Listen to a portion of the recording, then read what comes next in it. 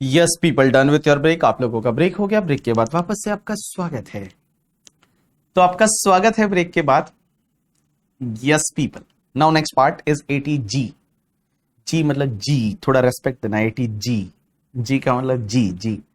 हाँ जी, तो एटी जी करके जो सेक्शन है उसको थोड़ा रेस्पेक्ट देना है। तो एटी जी करके एक सेक्शन है, ये क्या बोलती है समझना बेटा। Eighty G is related to the donation. आप अगर डोनेशंस देते हैं तो उसका डिडक्शन एटी जी में मिलता है। डोनेशंस, ये डिडक्शन किसको मिलता है? ये डिडक्शन ऑल एसएससी को मिलता है। ऑल एसएससी का मतलब individual, HUF, company, partnership firm, AOP, BOI सबको मिलता है। किसी को कोई इसमें मना नहीं कर रखा।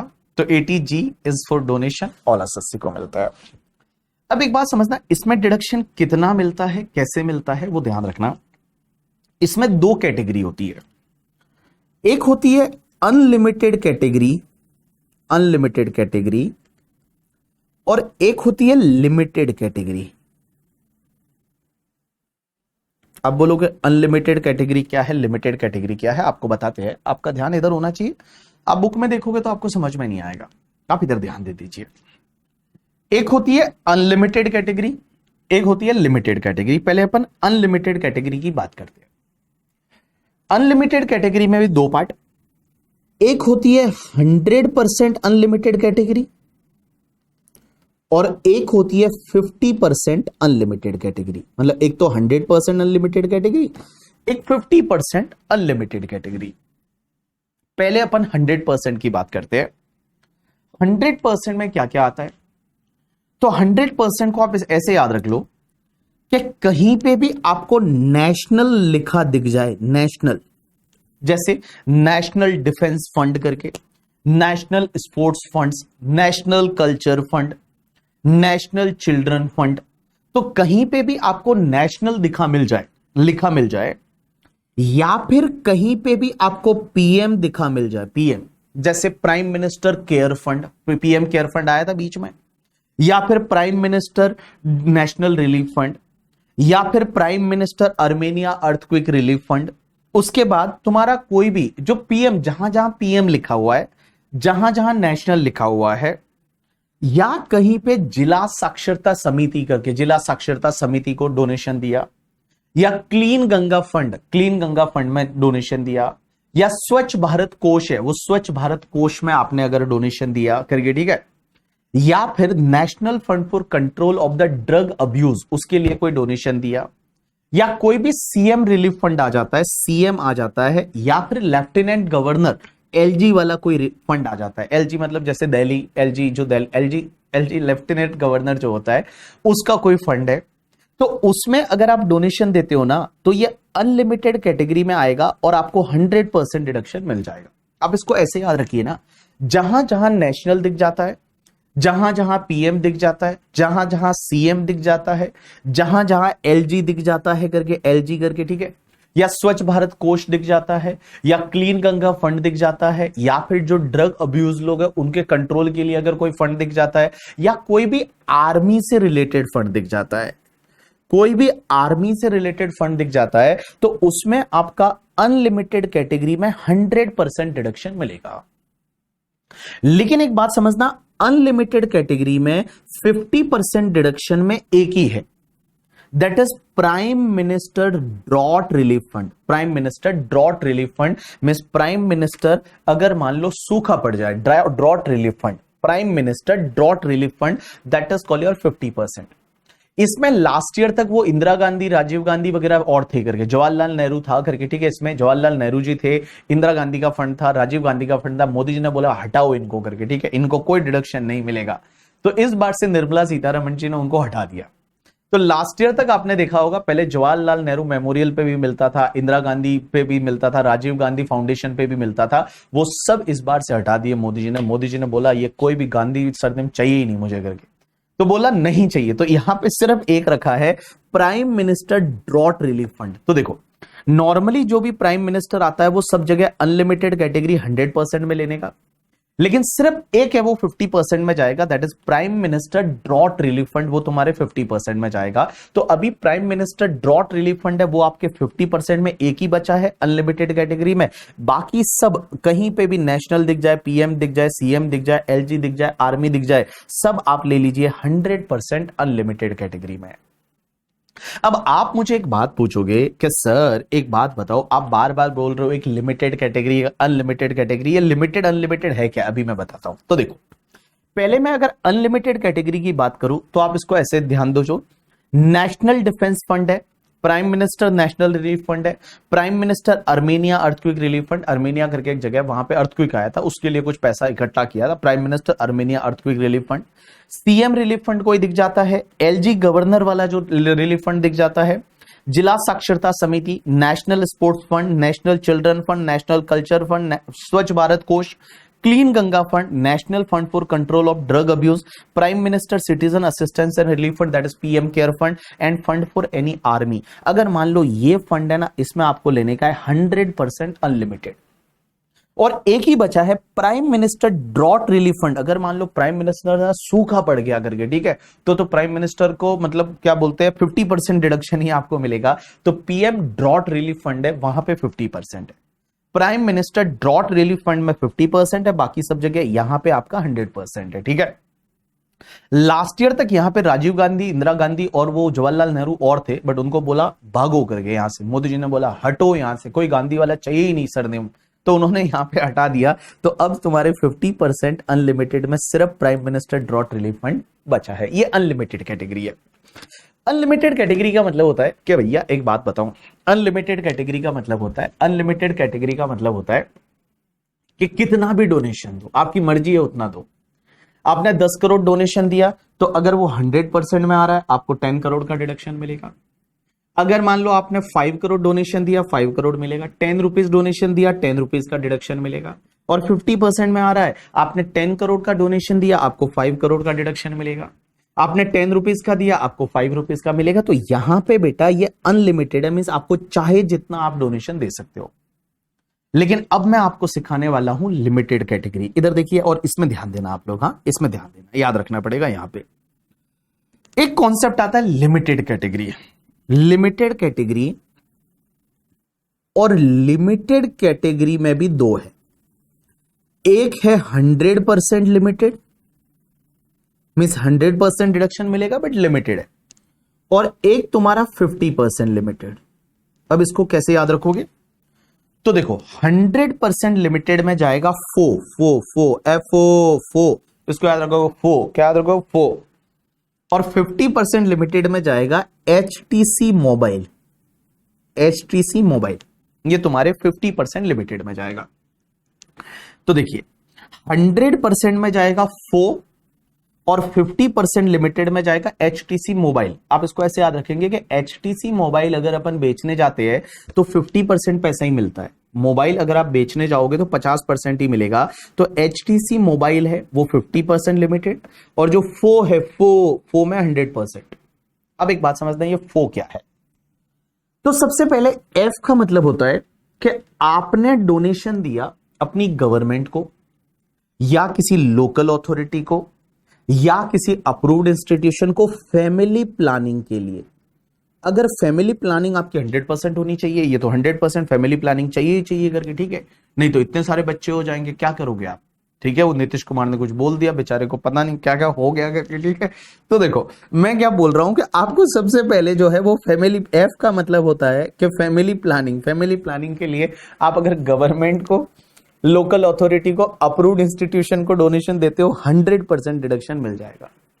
और ओ का मतलब होता है कि अगर कोई भी कंपनी है और कंपनी ने मान लो ओलंपिक एसोसिएशंस को डोनेशन दिया, ओलंपिक एसोसिएशन को डोनेशन दिया या किसी भी इंस्टीट्यूशन को दिया जो इंडिया में स्पोर्ट्स जो है उसके इंफ्रास्ट्रक्चर के डेवलपमेंट के लिए अगर खर्चा कर रहे हैं, इंफ्रास्ट्रक्चर डेवलपमेंट के लिए अगर खर्चा करते हैं तो उसको दिया तो आपको 100% डिडक्शन मिल जाएगा। तो फो में ऐसे याद रखो, एफ का मतलब फैमिली प्लानिंग, ओ का मतलब ओलंपिक एसोसिएशन को दिया, या फिर आपने किसी और इंस्टीट्यूशन को दिया, या तो ओलंपिक एसोसिएशन को दिया या किसी और इंस्टीट्यूशन को दिया जो कि इंडिया में जो स्पोर्ट्स इंफ्रास्ट्रक्चर डेवलपमेंट के लिए काम करते हैं, लेकिन ये डिडक्शन सिर्फ कंपनी को मिलेगा। यहां पे जो है वो कंपनी ने अगर ओलंपिक एसोसिएशन को या किसी और इंस्टीट्यूशन को दिया जो कि इंडिया में स्पोर्ट्स इंफ्रास्ट्रक्चर के डेवलपमेंट के लिए खर्चा करने वाले हैं, तो ये 100% लिमिटेड कैटेगरी में आएगा। फैमिली प्लानिंग होनी चाहिए, 100% होनी चाहिए।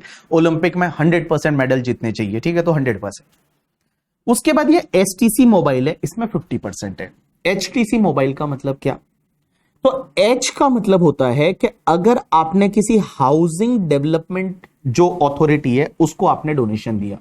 हाउसिंग डेवलपमेंट अथॉरिटी का मतलब, जैसे मान लो मुंबई में, महाराष्ट्र में महाडा करके है, that is called housing development authority. तो अगर आपने हाउसिंग डेवलपमेंट अथॉरिटी को डोनेशन दिया, हाउसिंग डेवलपमेंट अथॉरिटी को डोनेशन दिया। टी का मतलब होता है, टी को आप ऐसे याद रखोगे, टी का मतलब होता है टेम्पल। टेम्पल, चर्च, गुरुद्वारा, या फिर आपका जो मॉस्क, उसके रिपेयर या रेनोवेशन के लिए आपने डोनेशन दिया। तो अगर टेम्पल, चर्च, गुरुद्वारा, टी को ऐसे, टी से टेम्पल याद रख लो, टेम्पल, चर्च, मॉस्क, गुरुद्वारा, उसके रिपेयर या रिनोवेशन के लिए आपने डोनेशन दिया। सी का मतलब होता है किसी भी चैरिटेबल ट्रस्ट को आपने डोनेशन दिया। किसको दिया? किसी भी चैरिटेबल ट्रस्ट को आपने डोनेशन दिया। और मोबाइल का मतलब होता है कि किसी भी माइनॉरिटी कम्युनिटी के डेवलपमेंट के लिए आपने डोनेशन दिया। माइनॉरिटी कम्युनिटी के डेवलपमेंट के लिए आपने डोनेशन दिया, तो ये तुम्हारे 50% लिमिटेड में आएंगे। तो आप उसको ऐसे याद रखोगे, एचटीसी मोबाइल। एचटीसी मोबाइल में एच का मतलब हाउसिंग डेवलपमेंट अथॉरिटी को दिया, टी का मतलब टेंपल, चर्च, गुरुद्वारा या फिर मॉस्क वगैरह के उसके रिपेयर रिनोवेशन के लिए दिया, जैसे राम मंदिर रिपेयर रिनोवेशन में ही आता है, उसके लिए दिया। या सी का मतलब होता है आपका चैरिटेबल इंस्टीट्यूशन को दिया, मतलब चैरिटेबल ट्रस्ट वगैरह को दिया। और एम का मतलब माइनॉरिटी कम्युनिटी के डेवलपमेंट के लिए दिया। तो यहां पे बेटा आपको 50% लिमिटेड में डिडक्शन मिलेगा। अब आप बोलोगे लिमिटेड क्या है, अगर ये ठीक है, हमको अनलिमिटेड तो समझ में आ गया, ये लिमिटेड क्या है। तो इधर देखना बेटा, लिमिटेड क्या है। लॉ मेकर्स बोलते हैं कि जो भी आप डोनेशन फो को देते हो और एचटीसी मोबाइल को देते हो, ये लिमिटेड कैटेगरी में जाएगा। इसका मतलब, जैसे एक एग्जांपल लेते हैं, एग्जांपल से समझने की कोशिश करते हैं। इधर देखिए सब लोग, फॉर एन एग्जांपल, हुआ क्या कि मान लो फो को डोनेशन दिया 30,000 का और एचटीसी मोबाइल को, इसको मिला के आपने डोनेशन दिया 50,000 का। तो टोटल डोनेशन हो गया आपका 80,000। ये 80,000 आपका टोटल डोनेशन है। क्या है? Total donation 80,000। अब ये टोटल डोनेशन आपका 80,000 हुआ। एक चीज ध्यान रखना, ये total donation is restricted to the 10% of adjusted total income. ये आपका रेस्ट्रिक्ट करेगा 10% ऑफ एडजस्टेड टोटल इनकम से। और इसमें से जो लोअर वाला आएगा ना, this is call your eligible donation. इसमें से जो लोअर वाला आएगा, that is call your eligible donation.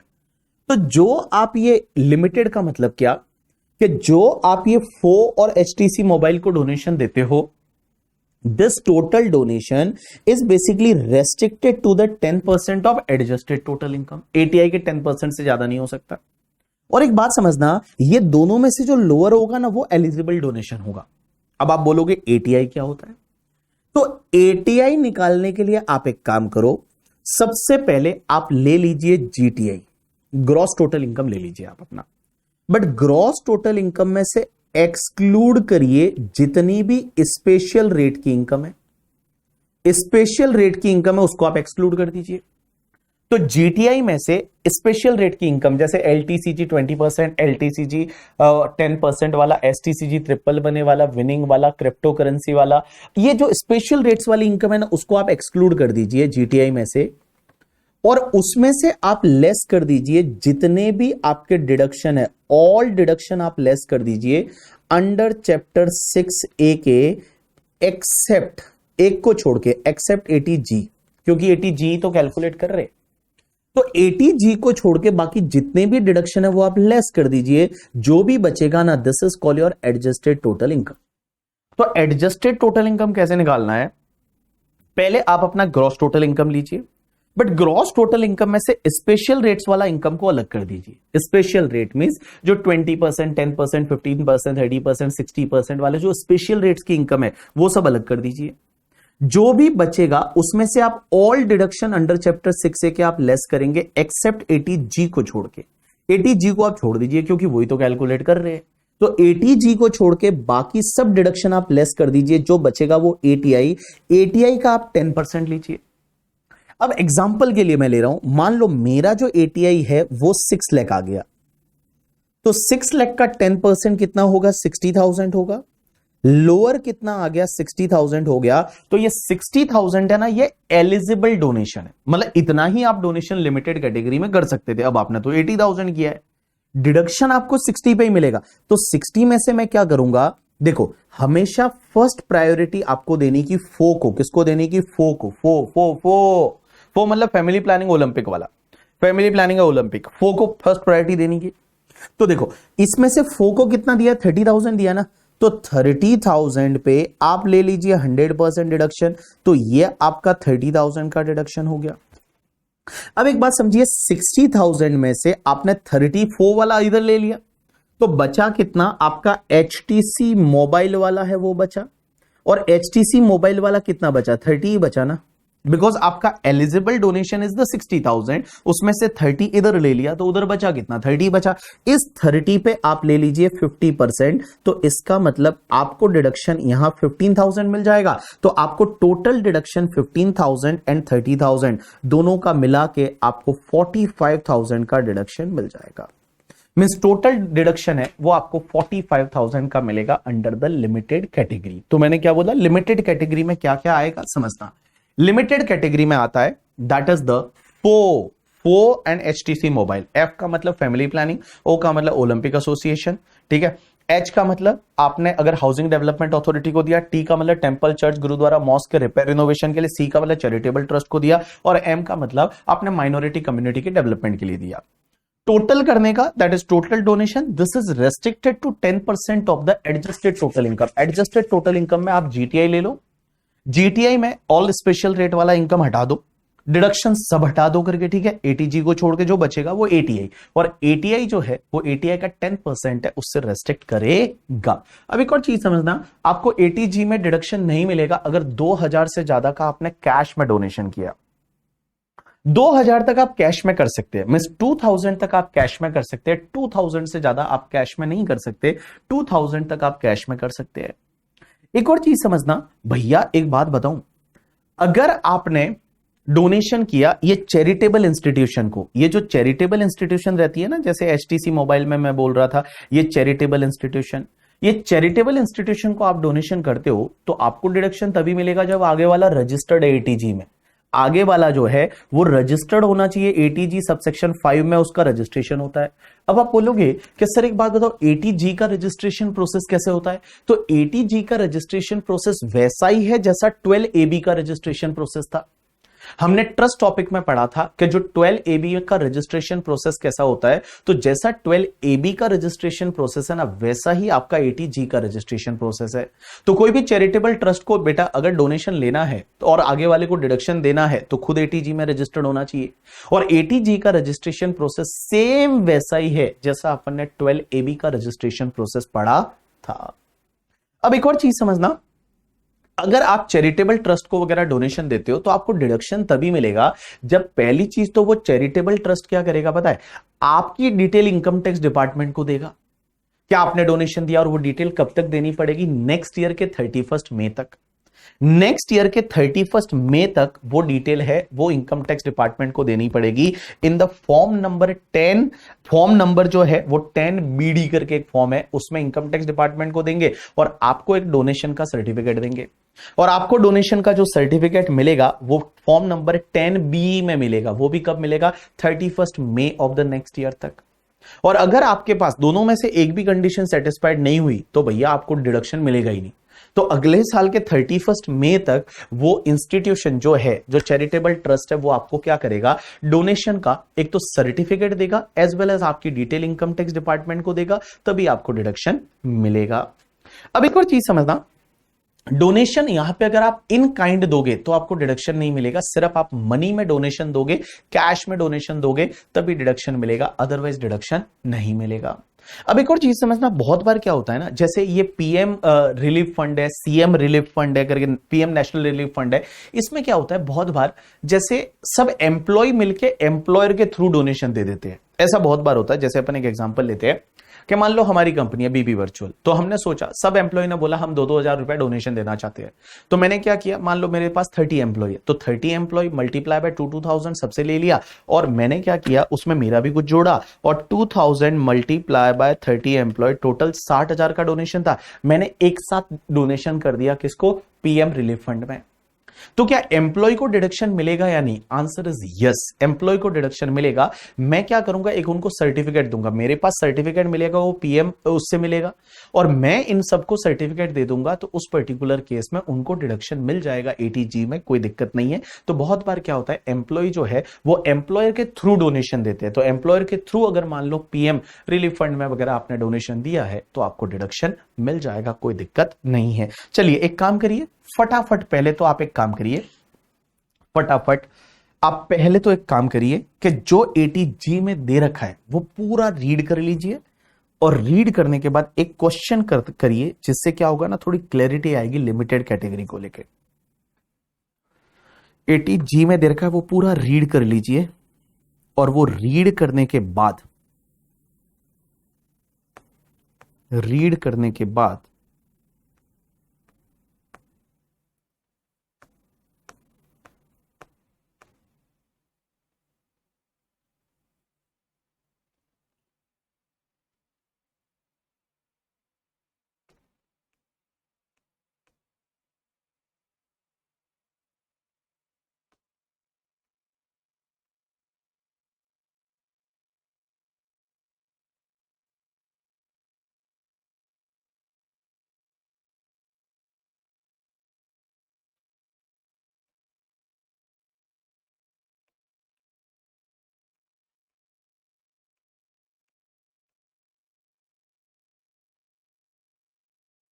Read करने के बाद आप क्वेश्चन नंबर 13 देख लीजिए, मिस्टर गुरनाम वाला। बट इसमें ध्यान रखिए, क्वेश्चन नंबर 13 करते टाइम यहां लास्ट में जो दे रखा है ना, that is sum of 15,000 donation in cash to the, एक सेकेंड, तो कैश में दिया है तो काय का मिलेगा, एटीजी इसमें नहीं है, रुको रुको रुको, एटीजी वाला चाहिए मुझे यार।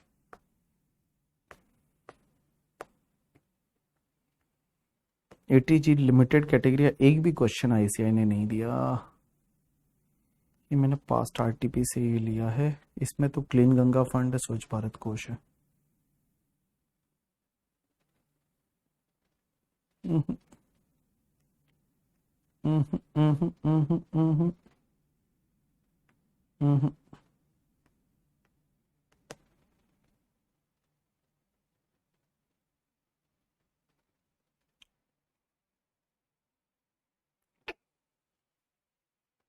एक भी क्वेश्चन ऐसा नहीं है जो लिमिटेड कैटेगरी वाला है। चलिए, तो नहीं है तो आप एक काम करो,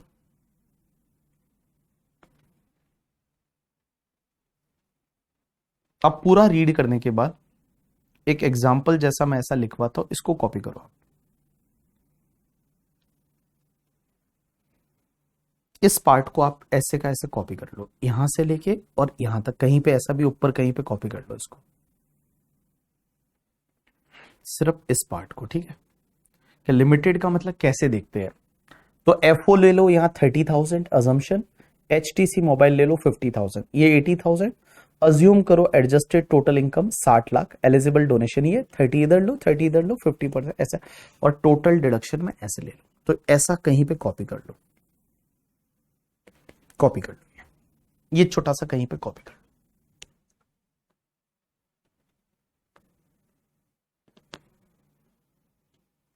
हाँ देवांशी, नॉर्मली इसमें ही जैसे पीएम नेशनल रिलीफ फंड है, सीएम रिलीफ फंड है, एलजी रिलीफ फंड है, उस ये बहुत पहले का एक क्लैरिफिकेशन है सीबीडीटी का। एटीआई का एग्जांपल कोई नहीं है अपनी बुक में, है ही नहीं, बुक में क्या आईसीआई ने नहीं दे रहा।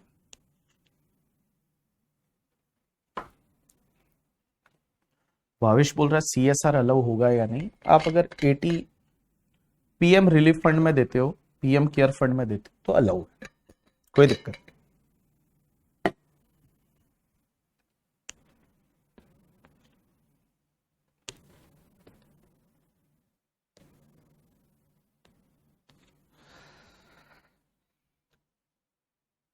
ये 50,000 है, ये 100% है, मतलब इतना आपने डोनेशन दिया है, दिस इज टोटल डोनेशन 80,000। फिर इसका एलिजिबल 60,000 हुआ, तो 30,000 जो है वो फो वाला है। अब एक बात बताओ, यहां 50,000 होना चाहिए, बट आपका मैक्सिमम तो 30,000 लोगे, तो उसका 50% 15।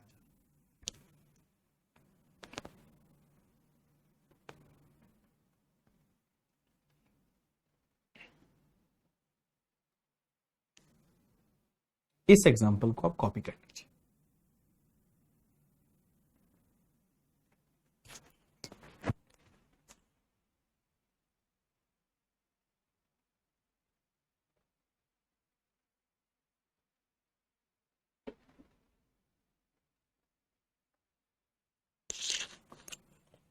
सिक्स लाख कैसे आया? वेरी गुड बेटा, ये यही तो क्वेश्चन था, मैं इसी का वेट कर रहा था कि मैंने ये क्वेश्चन आया नहीं अभी तक। यहां अज्यूम करो 6 लाख, अज्यूम लिख लो ऐसा, ठीक है। Assume adjusted total income is 6 lakh. मैं इसी का वेट कर रहा था, मैंने कहा ये क्वेश्चन आया क्यों नहीं अभी तक, 6 लाख कहां से लाया आपने, ठीक है।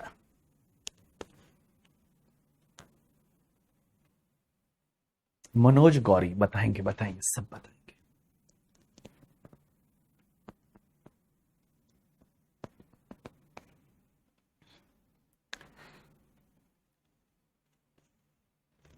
अगर मान लो इस क्वेश्चन में अगर ये FO नहीं होता, ये होता ही नहीं, तो ये 50,000 होता, तो यहां पे 50,000 आता, तो 50,000 में एलिजिबल यहां 50,000 आता, और ये FO वाला इधर आता 50,000, और 50,000 पे 50%, 25,000 का डिडक्शन मिलता, 25,000 का deduction.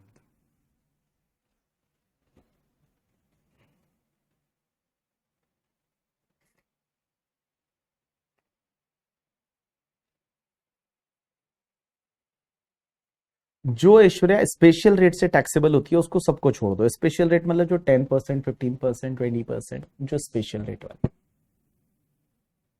It's Gauri only, Gauri Manoj पापा का नाम रहेगा सर।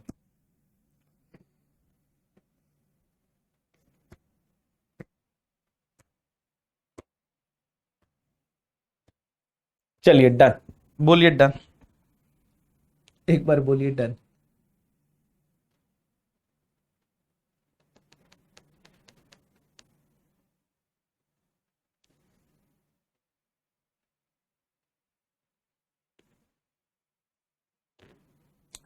चलिए बोलिए डन, डन। चलिए अब एक बात समझिए, नेक्स्ट सेक्शन 80GG करके, 80GG, 80GG, 80GG करके, 80GG। चलिए हाँ 80GG, और 80GG करके इस जो सेक्शन है ये क्या बोलती है कि rent paid of the house property. अगर आप कहीं और जाते, कहीं और रह रहे हो, कहीं रह रहे हो और आप प्रॉपर्टी का रेंट पे कर रहे हो, तो रेंट पेमेंट पे डिडक्शन मिलेगा 80GG में। और ये डिडक्शन उनको मिलता है जिनको HRA नहीं मिल रहा। देखो अगर HRA मिल रहा है करके, ठीक है, एक बात समझिए, अगर HRA मिल रहा है, HRA मिल रहा है, अगर HRA मिल रहा है तो फिर एक काम करो ना, HRA मिल रहा है तो आपको ऐसे भी एग्जेम्पशन मिलता है सैलरी हेड में। और सैलरी हेड में एग्जेम्पशन कितना मिलता है पता है? HRA का अगर आपको थोड़ा बहुत याद रहेगा, आपके सिलेबस में है नहीं HRA वगैरह, बट आप HRA में आपको याद रहेगा तो डिडक्शन HRA में एग्जेम्पशन कितना मिलता था? 40% और 50% ऑफ सैलरी, उसके बाद rent paid minus 10% of salary, actual amount receive, वो HRA का एग्जेम्पशन था।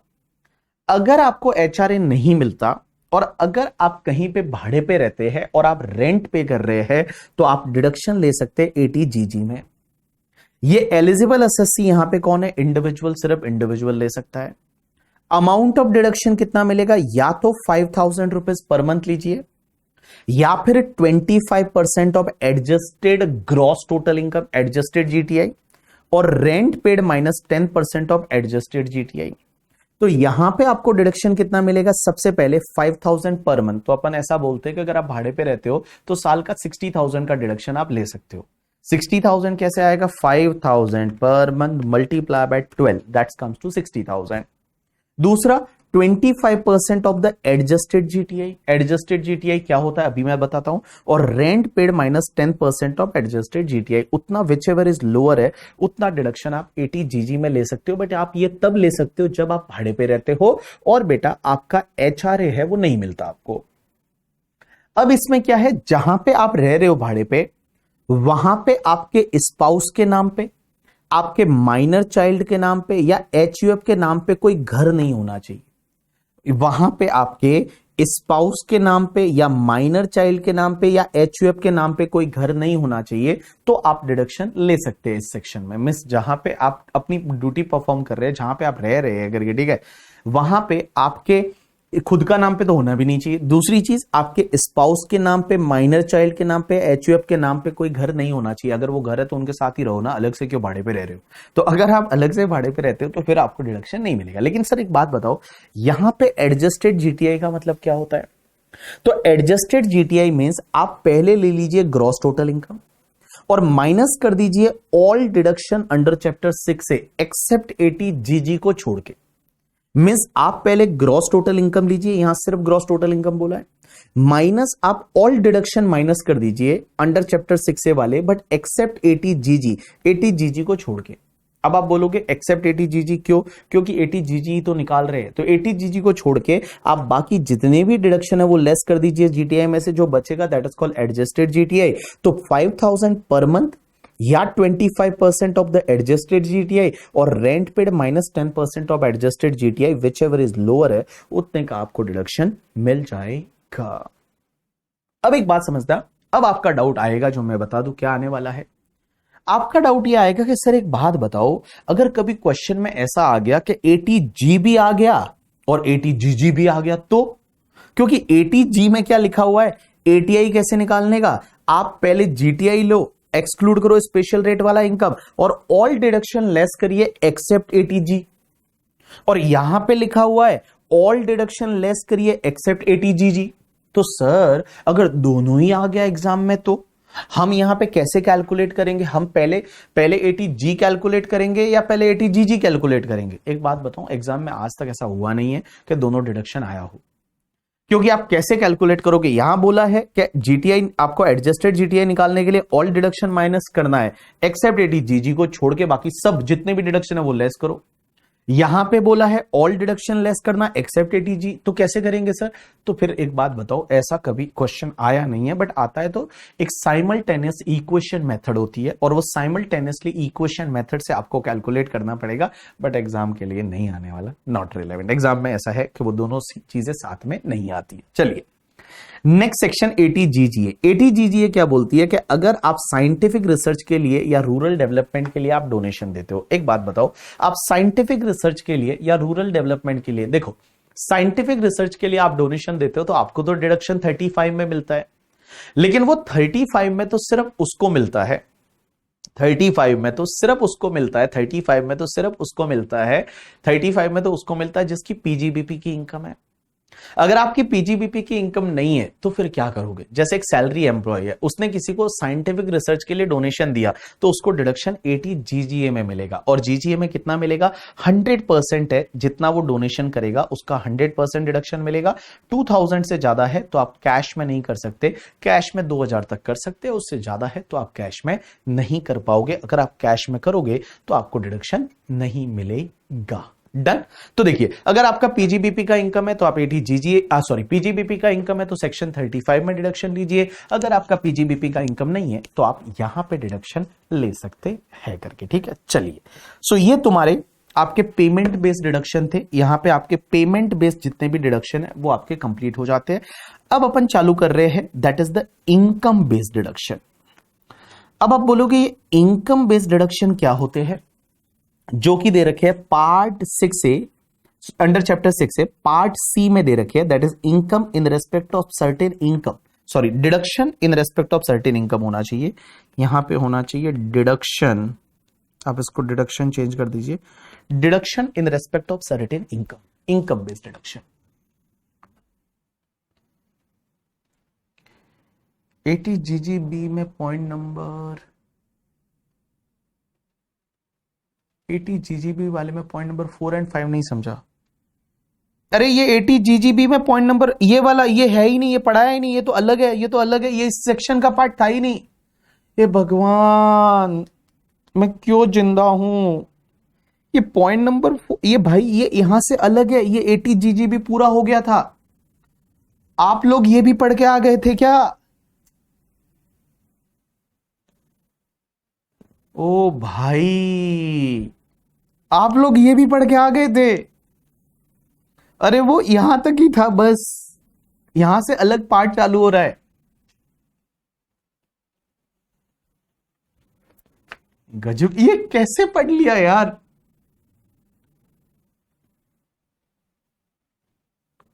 ओ भाई साहब,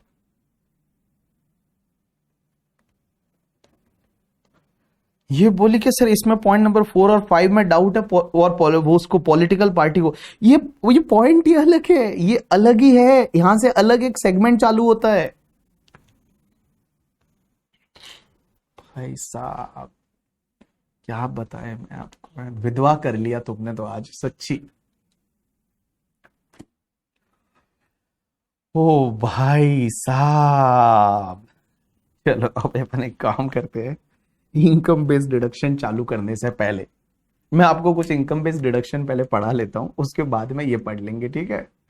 ये किसने पूछा है पता है? पायल भगवानी ने, ठीक है। ये डाउट पायल ने पूछा है। अब आप जो पायल को बोलना चाहते हो वो आप बोल सकते हो, ठीक है। जो पायल को बोलना चाहते हो वो बोल सकते हो।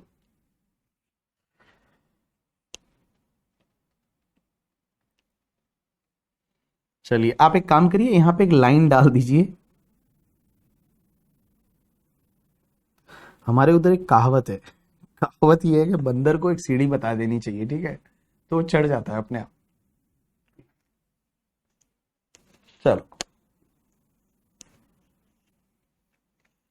अब अपन कुछ इनकम बेस्ड डिडक्शन पढ़ते हैं। सबका ध्यान इधर होना चाहिए। हम चालू कर रहे हैं इनकम बेस्ड डिडक्शन। इनकम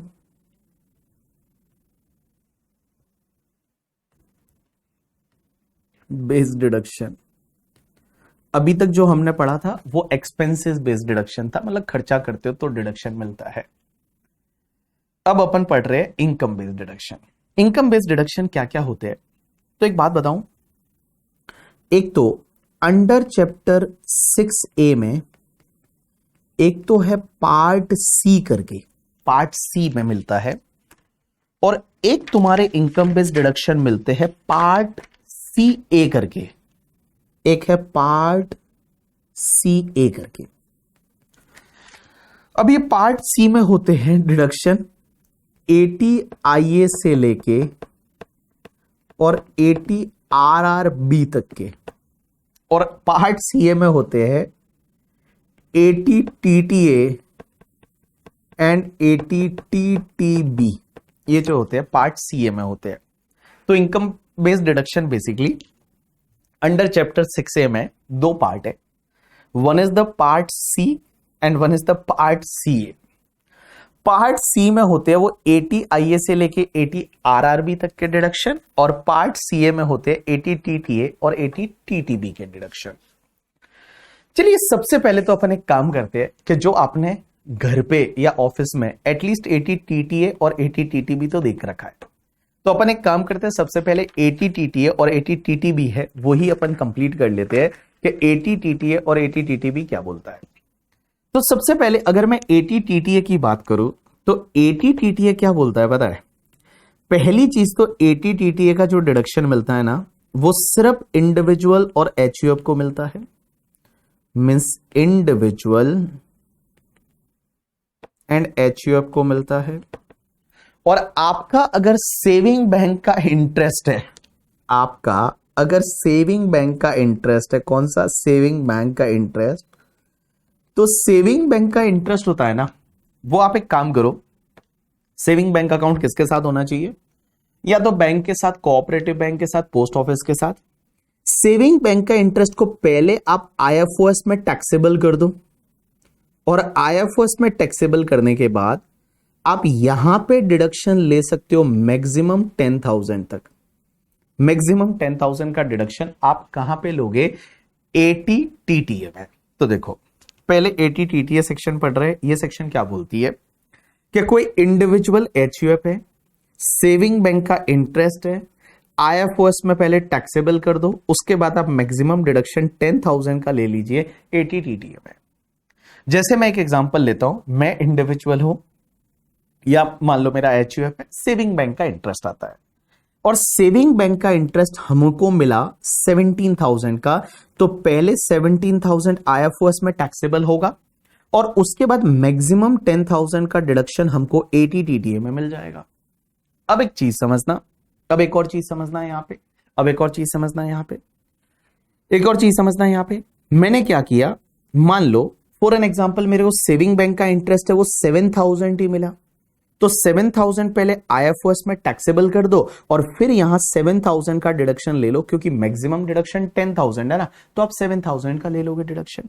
लेकिन यहां एक इंटरेस्टिंग पॉइंट है जो ध्यान रखना कि अगर मान लो आपका post office saving bank account है, आपका post office saving bank account है, post office saving bank account है, तो post office saving bank account, post office saving account के केस में वहां पे आपको एक एग्जेम्पशन और मिलती है। एग्जेम्पशन कितनी मिलती है पता है? अगर आपको याद रहेगा इंटरमीडिएट का, तो हमने पढ़ा था post office saving bank account के इंटरेस्ट पे 3,500 का इंटरेस्ट एग्जेम्प्ट होता है सिंगल अकाउंट में, और ज्वाइंट अकाउंट के केस में 7,000 का इंटरेस्ट एग्जेम्प्ट होता है। सिंगल अकाउंट के केस में 3,500 का इंटरेस्ट एग्जेम्प्ट होता है और ज्वाइंट अकाउंट के केस में 7,000 का इंटरेस्ट एग्जेम्प्ट होता है। अब हुआ क्या, ध्यान देना। हाँ, जैसे मान लो एक बंदा है जिसका नाम है मिस्टर बीबी, मेरा post office saving bank account है और वहां से मुझे इंटरेस्ट मिला 17,000 का। तो 17,000 के इंटरेस्ट में से पहले तो आप 3,500 लेस कर दो, तो 17,000 में से एग्जेम्पशन मिल जाएगा 3,500 का, तो 17,000 माइनस 3,500, तो आपका 13,500 है, ये आईएफओएस में इंटरेस्ट आएगा। और फिर आप इस पे एटीटीटीए का डिडक्शन ले सकते हैं 10,000 का, तो यहां पे एटीटीटीए का डिडक्शन मिल जाएगा 10,000 का। तो देखिए मैंने क्या बोला, समझने की कोशिश करना। हम पढ़ रहे एटीटीटीए। एटीटीटीए में डिडक्शन मिलता है आपके सेविंग बैंक अकाउंट के इंटरेस्ट पे। सेविंग बैंक अकाउंट मतलब बचत खाता, कहां पे होना चाहिए? किसी भी बैंक के साथ, कोऑपरेटिव बैंक के साथ, पोस्ट ऑफिस के साथ, कोई दिक्कत नहीं। इंडिविजुअल एचयूएफ को मिलेगा। सेविंग बैंक का जो भी इंटरेस्ट रहेगा पहले आईएफओएस में टैक्सेबल कर दो, मैक्सिमम 10,000 का डिडक्शन आपको यहां मिल जाएगा।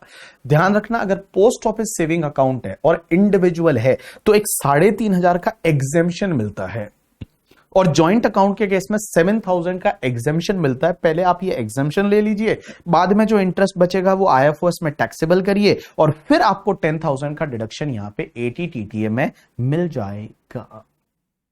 अब एक बात समझना, एक सेक्शन होती है एटीटीटीबी करके, और एटीटीटीबी क्या बोलती है वो ध्यान देना। एटीटीटीबी का डिडक्शन जो मिलता है वो मिलता है सिर्फ सीनियर सिटीजन को।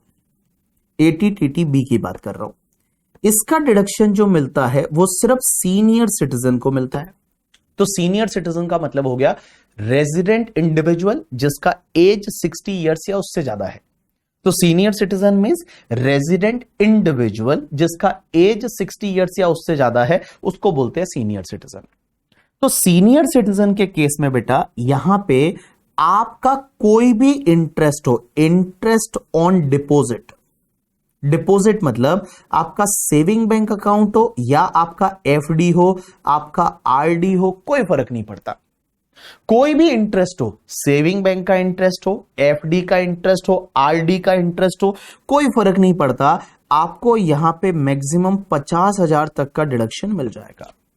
मैक्सिमम 50,000 है, वो मैक्सिमम 50,000 तक का आपको डिडक्शन है वो मिल जाएगा एटीटीटीबी में। तो एटीटीटीबी का डिडक्शन मिलता है सीनियर सिटीजन को जो कि आपको आपको इंटरेस्ट मिलता है किसी भी डिपॉजिट पे, saving bank account, FD, RD, कोई भी डिपॉजिट हो बैंक के साथ में, पोस्ट ऑफिस के साथ में, कोऑपरेटिव बैंक के साथ में, आपको मैक्सिमम 50,000 का डिडक्शन मिलेगा। सर यहां पे एफडी के इंटरेस्ट पे भी मिलेगा? Answer is yes. आपका एफडी का इंटरेस्ट है, भले वो आरडी का इंटरेस्ट है रिकरिंग डिपॉजिट का, भले वो सेविंग बैंक का है, सबका इंटरेस्ट है। उस इंटरेस्ट पे आपको डिडक्शन है, वो मैक्सिमम 50,000 का डिडक्शन है, वो आपको एटीटीटीबी में मिल जाएगा। एटीटीटीबी में आपको डिडक्शन मिलेगा मैक्सिमम 50,000। लेकिन सर क्या, एक बात बताओ, कोई सीनियर सिटीजन है जो एटीटीटीबी में 50,000 का डिडक्शन ले रहा है, तो क्या वो एटीटीटीए में भी 10,000 ले सकता है या नहीं? Answer is no. जब आप एटीटीटीबी में, अगर मान लो आप सीनियर सिटीजन हो, एटीटीटीबी में डिडक्शन अगर आप ले रहे हो, तो फिर आप एटीटीटीए में डिडक्शन नहीं ले पाओगे। एटीटीटीए नॉर्मल इंडिविजुअल एचयूएफ के लिए, सीनियर सिटीजन के लिए एटीटीटीबी है, और इसमें आप 50,000 तक का इंटरेस्ट का डिडक्शन है वो आप ले सकते हो। वो इंटरेस्ट भले एफडी का है, सेविंग का है, आरडी का है, कोई भी है, कोई फर्क नहीं पड़ता। पहले आईएफओएस में टैक्सेबल करो, फिर डिडक्शन ले लो। लेकिन एटीटीटीए का डिडक्शन है वो सिर्फ सेविंग वाले पे ही मिलता है, maximum 10,000। You got my point और नॉट? यस। चलिए अब एक और चीज समझना, अगर मान लो किसी फर्म या फिर कोई भी एओपी बीओआई ने अकाउंट खुलवाया, तो क्या उसके मेंबर उसके इंटरेस्ट पर डिडक्शन ले सकते हैं? Answer is no. किसी पार्टनरशिप फर्म का सेविंग अकाउंट होता ही नहीं है पहली चीज तो, बट मान लो पार्टनरशिप फर्म का अकाउंट है, तो क्या उसके पार्टनर डिडक्शन ले पाएंगे? Answer is no. पार्टनर मतलब पार्टनर का खुद का सेविंग अकाउंट अलग से है, या पार्टनर का कोई अलग से मान लो एफडी है, तो पार्टनर उस पे ले सकता है। ऐसा नहीं कि भाई फर्म का अकाउंट है, या फिर मान लो कोई एओपी बीओआई का अकाउंट है और उसको इंटरेस्ट मिला, उस पे पार्टनर जो है वो डिडक्शन ले सकता है, ऐसा नहीं होगा करके। ठीक है, चलिए एक काम करिए, आपको आपकी बुक में अदर इनकम बेस्ड डिडक्शन में देखो एटीटीटीए, एटीटीटी भी दे रखा है, एक बार रीड कर लो। और उसके नीचे जो केस लॉ दे रखा है ना, वो अलग पार्ट है, ठीक है, वो इसका पार्ट नहीं है, तो वो मत पढ़ना प्लीज। आप दोनों को रीड कर लीजिए 2 मिनट प्लीज। जो केस लॉस दे रखे वो मत पढ़ना, हाँ पायल, वो अलग है बेटा, वो इसका नहीं है।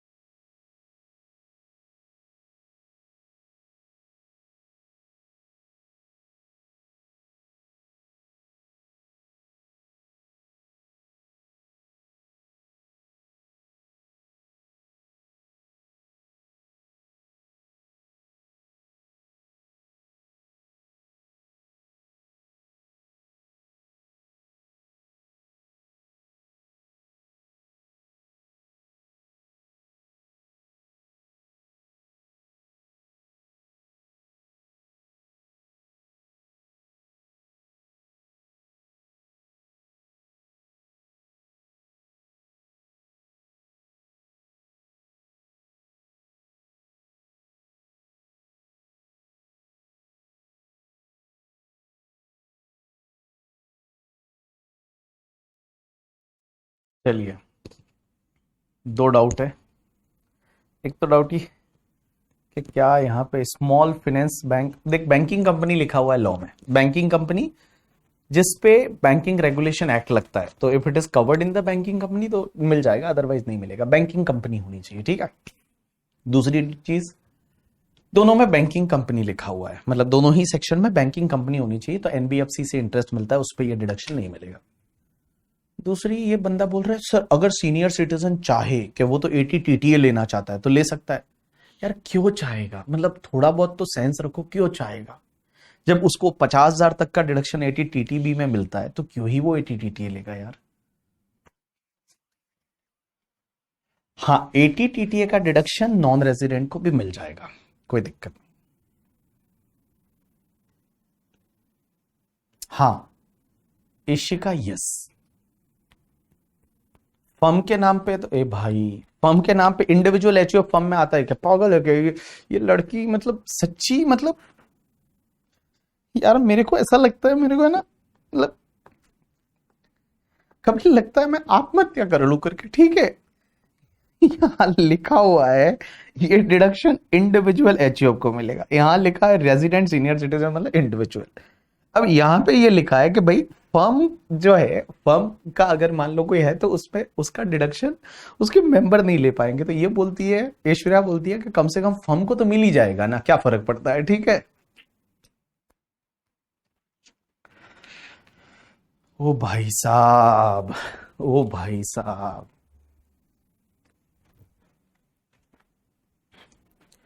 मैं क्या करूं?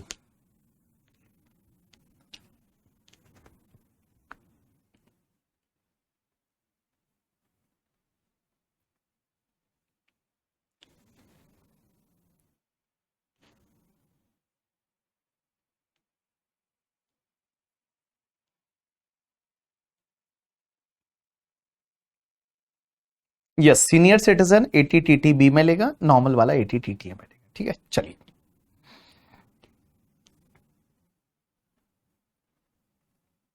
चलिए अब अपन एक काम करते हैं, आगे बढ़ते हैं और कुछ और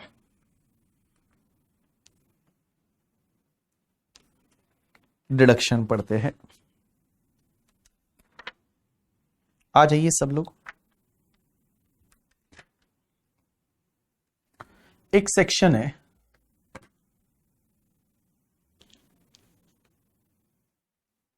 एक सेक्शन है और उस सेक्शन का नाम है,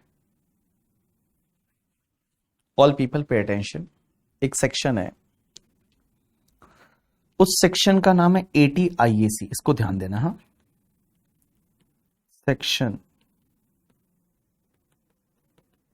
ATIAC एक सेक्शन है जिसका नाम है ATIAC। यहां पे आने के बाद मेरे पेन को पता नहीं क्या हो जाता है, वो एकदम, वो पावर का कुछ फ्लक्चुएशन होता है, इसकी वजह से सही नहीं लिखा जाता। ATIAC that is related to the startup। ATIAC, सबका ध्यान इधर होना चाहिए। पोस्ट ऑफिस वाला सेविंग पे आई थिंक 10-15 में डिडक्शन मिलता है, 10 सब सेक्शन 15 में मिलता है। पोस्ट ऑफिस का 3,500 7,000 वाला आप थोड़ा देख लेना। ठीक है, चलिए इधर देखिए, ATIAC सेक्शन है, वो क्या बोलती है कि गाइस, और इससे रिलेटेड आपके जो पेपर नंबर 6 है उसमें भी एक केस स्टडी है, उसमें ये पूछा गया है ATIAC, तो ध्यान देना। लॉ मेकर्स बोलते हैं कि अगर कोई कंपनी है, कोई कंपनी है या फिर कोई LLP है, कंपनी या फिर LLP, तो पहली चीज, अगर कोई कंपनी है या LLP है और वो कंपनी या LLP है, वो एलिजिबल स्टार्टअप है। क्या है? Eligible startup. एलिजिबल स्टार्टअप का मतलब होता है कि उसको inter ministerial board of certification से एक सर्टिफिकेट लेना पड़ता है, that is called eligible startup. तो आपने देखा होगा ऑफिस में कि बहुत सारे स्टार्टअप ऐसे होते हैं जो एलिजिबल स्टार्टअप होते हैं, उनको क्या करना पड़ता है, एक inter ministerial board of certification है, उससे सर्टिफिकेट लेना पड़ता है। और अगर आपसे आपने सर्टिफिकेट लिया तो उस पर्टिकुलर केस में आप एलिजिबल स्टार्टअप बन जाते हो। तो कंपनी है या LLP है जो कि एलिजिबल स्टार्टअप है, जिसके पास में inter ministerial board of certification है, उनसे उन्होंने सर्टिफिकेट लिया है, तो उस पर्टिकुलर केस में इनको जो 10 ईयर से, मतलब जिस ईयर में आपका स्टार्टअप, जो जिस ईयर में आपका स्टार्टअप चालू हुआ था, वहां से, मतलब जिस ईयर में आपका स्टार्टअप है वो इनकॉर्पोरेट हुआ था, आपका जो कंपनी है या LLP है वो इनकॉर्पोरेट हुआ था, उस ईयर से 10 ईयर्स में, 10 ईयर्स होते हैं, वो 10 ईयर्स में से किसी भी 3 ईयर्स के लिए आप स्टार्टअप की इनकम पे 100% डिडक्शन ले सकते हैं। देखो बेटा, जिस ईयर में स्टार्टअप इनकॉर्पोरेट हुआ था उस ईयर से 10 इयर्स जो है, वो ईयर इंक्लूडिंग 10 इयर्स जो है, वो 10 इयर्स में से आप किसी भी 3 इयर्स तक के लिए आपकी स्टार्टअप की जितनी इनकम है ना, उसको 100% आप डिडक्शन ले सकते हैं। मींस आप 100% आपका डिडक्शन मिल सकता है। So you can claim the 100% deduction. आप 100% डिडक्शन ले सकते हैं कितने साल के लिए? 3 इयर्स के लिए out of the 10 years. But ये 3 कॉन्जिक्यूटिव ईयर होने चाहिए। ऐसा नहीं है कि आप जैसे 10 साल है तो 10 में से कोई भी एक ये ले लिया, एक ये ले लिया, एक, ऐसा नहीं। अगर आपने डिडक्शन लेना चालू किया तो जिस ईयर में आपने डिडक्शन लिया उस ईयर में 100% आप इनकम पे डिडक्शन ले लीजिए, उसके अगले साल ले लीजिए, उसके अगले साल ले लीजिए। आप ऐसा नहीं कर सकते 10 में से कोई पिक एंड चूज कर लो, नहीं। आप कोई भी 3 साल ले सकते हैं, बट 3 कॉन्जिक्यूटिव ईयर के लिए आप 100% डिडक्शन ले सकते हैं। आपकी स्टार्टअप की जो भी इनकम होगी ना, उस पर आप 100% डिडक्शन ले सकते हैं। तो मैंने क्या बोला? सबसे पहली चीज, कंपनी और एलएलपी को यह डिडक्शन मिलेगा। एलिजिबल स्टार्टअप होना चाहिए। इनकॉर्पोरेशन वाला जो ईयर है उस ईयर से आपके जो 10 साल है, 10 में से किसी भी 3 साल के लिए, किसी भी 3 इयर्स के लिए आप 100% डिडक्शन ले सकते हैं। आप 100% है वो आप डिडक्शन ले सकते हैं। अब एक और चीज समझना, इसमें कुछ कंडीशंस है। सबसे पहली कंडीशन है कि आपका जो कंपनी और एलएलपी है वो इनकॉर्पोरेट होना चाहिए बिटवीन 1 अप्रैल 2016 से लेके और 31 मार्च 2024 तक। 1 अप्रैल 2016 से लेके एंड गाइस 31 मार्च 2024 के बीच में इनकॉर्पोरेट होना चाहिए। एंड जिस ईयर में आप डिडक्शन ले रहे हो ना, उस ईयर का उसका टर्नओवर है वो अप टू 100 करोड़ होना चाहिए, उससे ज्यादा नहीं हो सकता। मतलब जिस ईयर में आप डिडक्शन ले रहे हो उस ईयर का टर्नओवर है वो आपका अप टू 100% होना चाहिए, सॉरी अप टू 100 करोड़ होना चाहिए, उससे ज्यादा नहीं होना चाहिए। अगर ये कंडीशन सेटिस्फाइड होती है तो आप डिडक्शन ले सकते हैं। तो देखिए, सिंपल सी बात बताऊं, एक सेक्शन है एटीआईएसी। एटीआईएसी को याद रखोगे स्टार्टअप के नाम से। स्टार्टअप कंपनी या एलएलपी है जो कि एलिजिबल स्टार्टअप है, और एलिजिबल स्टार्टअप उसको बोलते हैं जिसने आईएम जो inter ministerial board of certification है उससे एक स्टार्टअप का सर्टिफिकेट ले रखा है।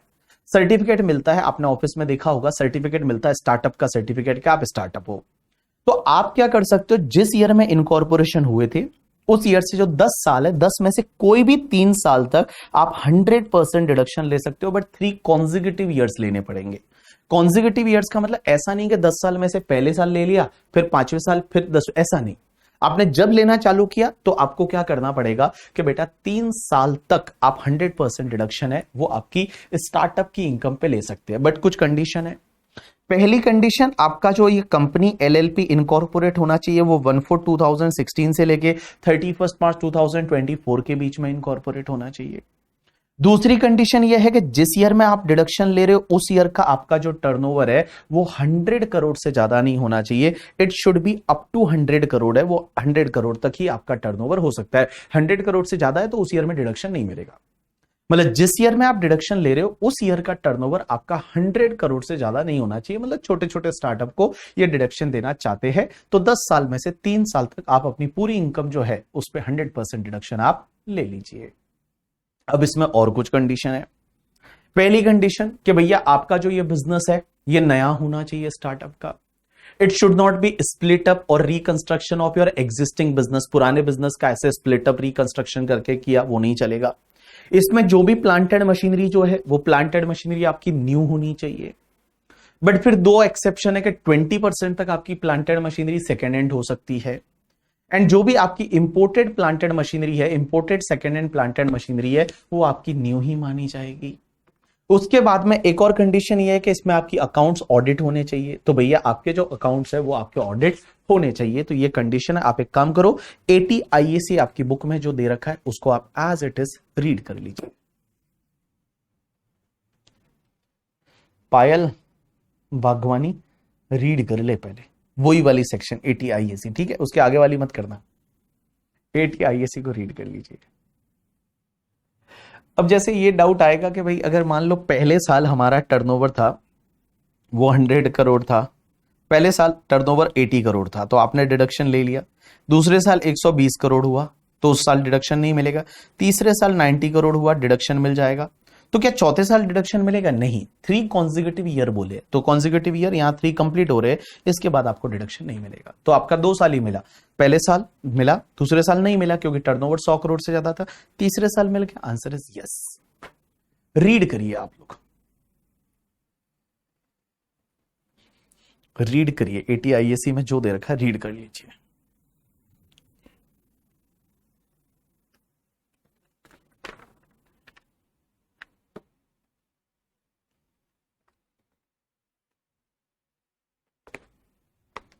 कर लिया, रीड कर लिया।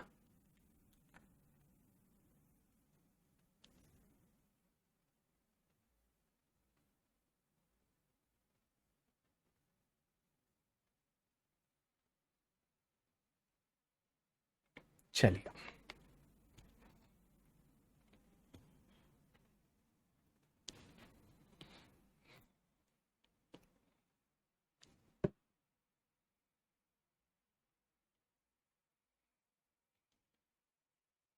तो ये आपका ATIAC को मार्क कर लीजिए IMP, ठीक है, आ सकता है। ATIAC को मार्क कर लीजिए IMP।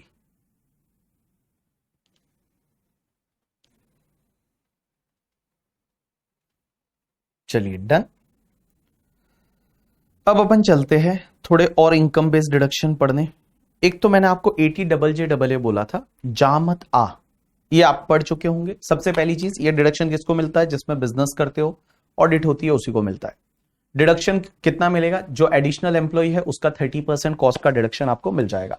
एडिशनल एम्प्लॉय का मतलब नए एम्प्लॉय होने चाहिए। अगर नया बिजनेस है तो जितने एम्प्लॉय रिक्रूट करोगे वो सब नए हैं, बट पुराना बिजनेस है तो जितना आपका एम्प्लॉय में ओवरऑल इंक्रीमेंट हुआ उतने नए एम्प्लॉय में आ जाएगा। इसमें डिडक्शन नहीं मिलेगा। अगर 25,000 से ज्यादा सैलरी है तो नहीं मिलेगा। जो RPF में पार्टिसिपेट नहीं करता तो नहीं मिलेगा। अगर जिसने 240 डेज तक काम नहीं किया तो नहीं मिलेगा। एंड अगर यहां पे अपैरल्स के केस में, फुटवेयर और लेदर मैन्युफैक्चरिंग के केस में 150 डेज का लिमिट है, आपकी ऑडिट होनी चाहिए। और अगर मान लो जैसे इस साल में किसी ने 240 डेज 150 डेज काम नहीं किया तो इस साल डिडक्शन तो नहीं मिलेगा, बट अगले साल मान लो किया है तो अगले साल माना जाएगा कि अगले साल रिक्रूट किया है, 3 साल तक आपको डिडक्शन मिलेगा। इसमें क्या होता है, जो एडिशनल एम्प्लॉय कॉस्ट आती है ना, उस पर 3 साल डिडक्शन मिलता है। इस साल जो रिक्रूट हुए उनको जो पे किया उसका इस साल डिडक्शन लो, अगले साल उन्हीं को जो पे करोगे उस पर अगले साल मिलेगा, और उस पर अगले साल भी उस पर मिल जाएगा। तो 3 कॉन्जिक्यूटिव ईयर तक इसमें डिडक्शन आप ATJJAA में ले सकते हैं करके, ठीक है। चलिए अब अपन आगे बढ़ते हैं और एक सेक्शन दे रखी है ATJJA करके, JJAA आप घर पे पढ़ के आए। JJA क्या बोलती है? Not more relevant for examination point of view, but ये सेक्शन बोलती है कि income for collecting and processing of the biodegradable waste, income from collecting और processing of the biodegradable waste. अब ये क्या है? इसमें आप क्या करते हो कि अगर बायोडिग्रेडेबल वेस्ट है उसको कलेक्ट करते हैं, प्रोसेस करते हैं, उससे जो भी इनकम रहेगा ना, वो इनकम पे आपको 5 इयर्स तक डिडक्शन मिलेगा। मतलब 5 इयर्स तक आप 100% डिडक्शन ले लीजिए। पहले वो इनकम है वो आपके PGBP हेड में टैक्सेबल हो जाएगी, उस पर फिर आप 100% डिडक्शन ले लीजिए। तो देखिए यहां पे क्या दे रखा है, यहां पे इन्होंने दे रखा है कि भैया ऑल एसएससी पे ये डिडक्शन मिलेगा, individual, HUF, company, partnership firm, सब पे मिलेगा, कोई भी ले सकता है। आपको करना क्या है, आपको 100% डिडक्शन PGBP का मिलेगा 5 consecutive previous year from the previous year in which business is commence. जिस ईयर में बिजनेस कमेंस किया, वो बिजनेस जो है वो कमेंस किया उस ईयर से लेके आपको 5 साल तक आप डिडक्शन ले सकते हो। 5 कॉन्जिक्यूटिव ईयर तक, कमेंसमेंट वाले ईयर से पहले ही साल से लेना है। जैसे उसमें तो क्या था तुम्हारे, या स्टार्टअप में तो क्या था कि 10 साल में से कोई भी 3 साल ले सकते हो। यहां पे पहले 5 साल तक आपको 100% डिडक्शन मिल जाएगा। जो इनकम ले लीजिए उस पे 100% डिडक्शन ले लीजिए। अब एक बात समझना, इसमें आपको करना क्या है, तो इसमें आपकी जो PGBP की इनकम होनी चाहिए from the collecting and processing और treatment of the biodegradable waste. Biodegradable waste जो है उससे आप क्या करते हो, जैसे पावर जनरेशन करते हो, बायो फर्टिलाइजर बनाते हो, बायोगैस बनाते हो, ऑर्गेनिक मैन्योर बनाते हो। अगर मान लो आप ये काम करते हो तो आपको डिडक्शन मिलेगा। तो आप क्या कर रहे हो कि बायोडिग्रेडेबल वेस्ट जो होता है उसको आप प्रोसेसिंग कर रहे हो, उससे आप क्या कर रहे हो, पावर बना रहे हो, बायो फर्टिलाइजर बना रहे हो, पेस्टिसाइड्स बना रहे हो, या फिर बायोगैस बना रहे हो, या फिर आप ऑर्गेनिक मैन्योर वगैरह वो सब कर रहे हो। अगर ऐसी एक्टिविटी करते हो 100% आपको डिडक्शन है वो आपको मिल जाएगा। That is the section 80JJA करके, ठीक है। Not more relevant for the examination point, but ये सेक्शन है करके, ठीक है। चलिए उसके बाद में नेक्स्ट पॉइंट पे चलते हैं, that is the section 80LA करके। और 80LA क्या है थोड़ा ध्यान देना, हो सकता है इससे रिलेटेड आपको एग्जाम में कहीं क्वेश्चन मिल जाए। चलिए 80LA क्या है, ये दो लोगों को डिडक्शन देती है। पहला तो अगर आपका कोई ऑफशोर बैंकिंग यूनिट है और वो कहां पे है, SEZ में, SEZ में ऑफशोर बैंकिंग यूनिट है, वो SEZ में है, या IFSC में कोई भी यूनिट है, उसको डिडक्शन मिलेगा इस सेक्शन में। तो देखिए वापस से बता रहा हूं, समझने की कोशिश करना।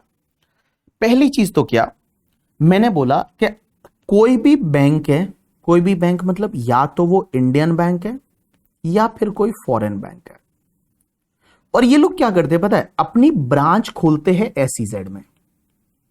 SEZ में उनकी ब्रांच है, SEZ में ब्रांच है। कोई बैंक जैसे ICICI बैंक है या HDFC बैंक है, या फिर फॉरेन के बैंक में ले लीजिए जैसे बैंक ऑफ अमेरिका है, या फिर आपका बैंक ऑफ स्कॉटलैंड है, तो ये फॉरेन की बैंक है, इनका SEZ में एक ब्रांच है। अब ये SEZ की जो ब्रांच है, ये जितना इनकम कमाएगी उस इनकम पे डिडक्शन मिलेगा 80LA में। ये तो पहला पॉइंट हो गया। दूसरा पॉइंट, भाई IFSC में लोकेटेड जितनी भी यूनिट है, IFSC में इंटरनेशनल फाइनेंशियल सर्विस सेंटर में लोकेटेड जितनी भी यूनिट है IFSC में लोकेटेड, IFSC इंडिया में अभी तक एक ही है, गांधीनगर गुजरात में। और गांधीनगर गुजरात में जो IFSC की यूनिट है, वो IFSC की यूनिट को जो भी इनकम होगी ना, उस इनकम पे उसको डिडक्शन मिलेगा 80LA में। तो मैं बोलूं इस सेक्शन में बेसिकली मैं दो चीजें बताने वाला हूं, दो लोगों को डिडक्शन बताने वाला हूं। पहला तो अगर कोई बैंकिंग कंपनी है, बैंक है, इंडियन बैंक है या फॉरेन बैंक है, उनकी एक ब्रांच है वो SEZ यूनिट में है। ब्रांच कहां है, SEZ यूनिट में। दूसरा क्या है, IFSC में लोकेटेड जो यूनिट होती है उसको डिडक्शन मिलता है 10 साल तक करके, ठीक है। और उसको भी जो आपका SEZ में बैंक का जो ब्रांच है उसको भी 10 साल तक डिडक्शन मिलता है। कितना मिलता है, कैसे मिलता है, वो अपन देखते हैं। तो ये सेक्शन जो LA है उसको आप ऐसे याद रखोगे, इसमें मिलता डिडक्शन किस किस को है। पहला तो अगर कोई बैंक है और बैंक की ब्रांच कहां पे है, बैंक ने अपनी ब्रांच लगाई है SEZ में, स्पेशल इकोनॉमिक जोन में, या फिर जो IFSC की यूनिट जितनी भी होती है उनको डिडक्शन मिलता है आपका 80LA में। तो चलिए समझने की कोशिश करते हैं ये सेक्शन बोलती किसको, डिडक्शन किसको देती है। तो पहला तो एलिजिबल एसएससी। एलिजिबल एसएससी कौन है, कोई भी शेड्यूल बैंक, शेड्यूल बैंक में ICICI bank, HDFC bank, axis bank, SBI, ये सब शेड्यूल बैंक है। या कोई फॉरेन बैंक है, फॉरेन बैंक में कोई भी ले लीजिए, bank of Scotland, bank of America, ये सब तुम्हारी बैंक है। इनका ऑफशोर बैंकिंग यूनिट मतलब एक ब्रांच है, और ये ब्रांच कहां पे है, SEZ में इनका ब्रांच है। और डिडक्शन यहां किसको मिलता है, यूनिट ऑफ द IFSC, जो IFSC में लोकेटेड यूनिट होती है वो जो भी इनकम कमाती है उस पर उसको डिडक्शन मिलता है। डिडक्शन कितना मिलता है, तो देखिए जो भी बैंक ब्रांच है SEZ में, बैंक की जो ब्रांच होती है SEZ में, वो ब्रांच की इनकम जो भी होगी SEZ में, उससे कितना डिडक्शन मिलेगा। तो देखिए डिडक्शन कितना मिलेगा, 100% of the income for the first 5 assessment year. तो पहले जो 5 असेसमेंट ईयर रहेंगे, जो इनकम है वो ऐड कर दो PGBP में, और उस पे 100% डिडक्शन ले लो पहले 5 साल के लिए, और उसके बाद में 50% for the next 5 assessment year. लेकिन इस साल से अमेंडमेंट आया, और अमेंडमेंट आया कि फ्रॉम असेसमेंट ईयर 23-24 से deduction enhance to 100% for the next 5 assessment year also.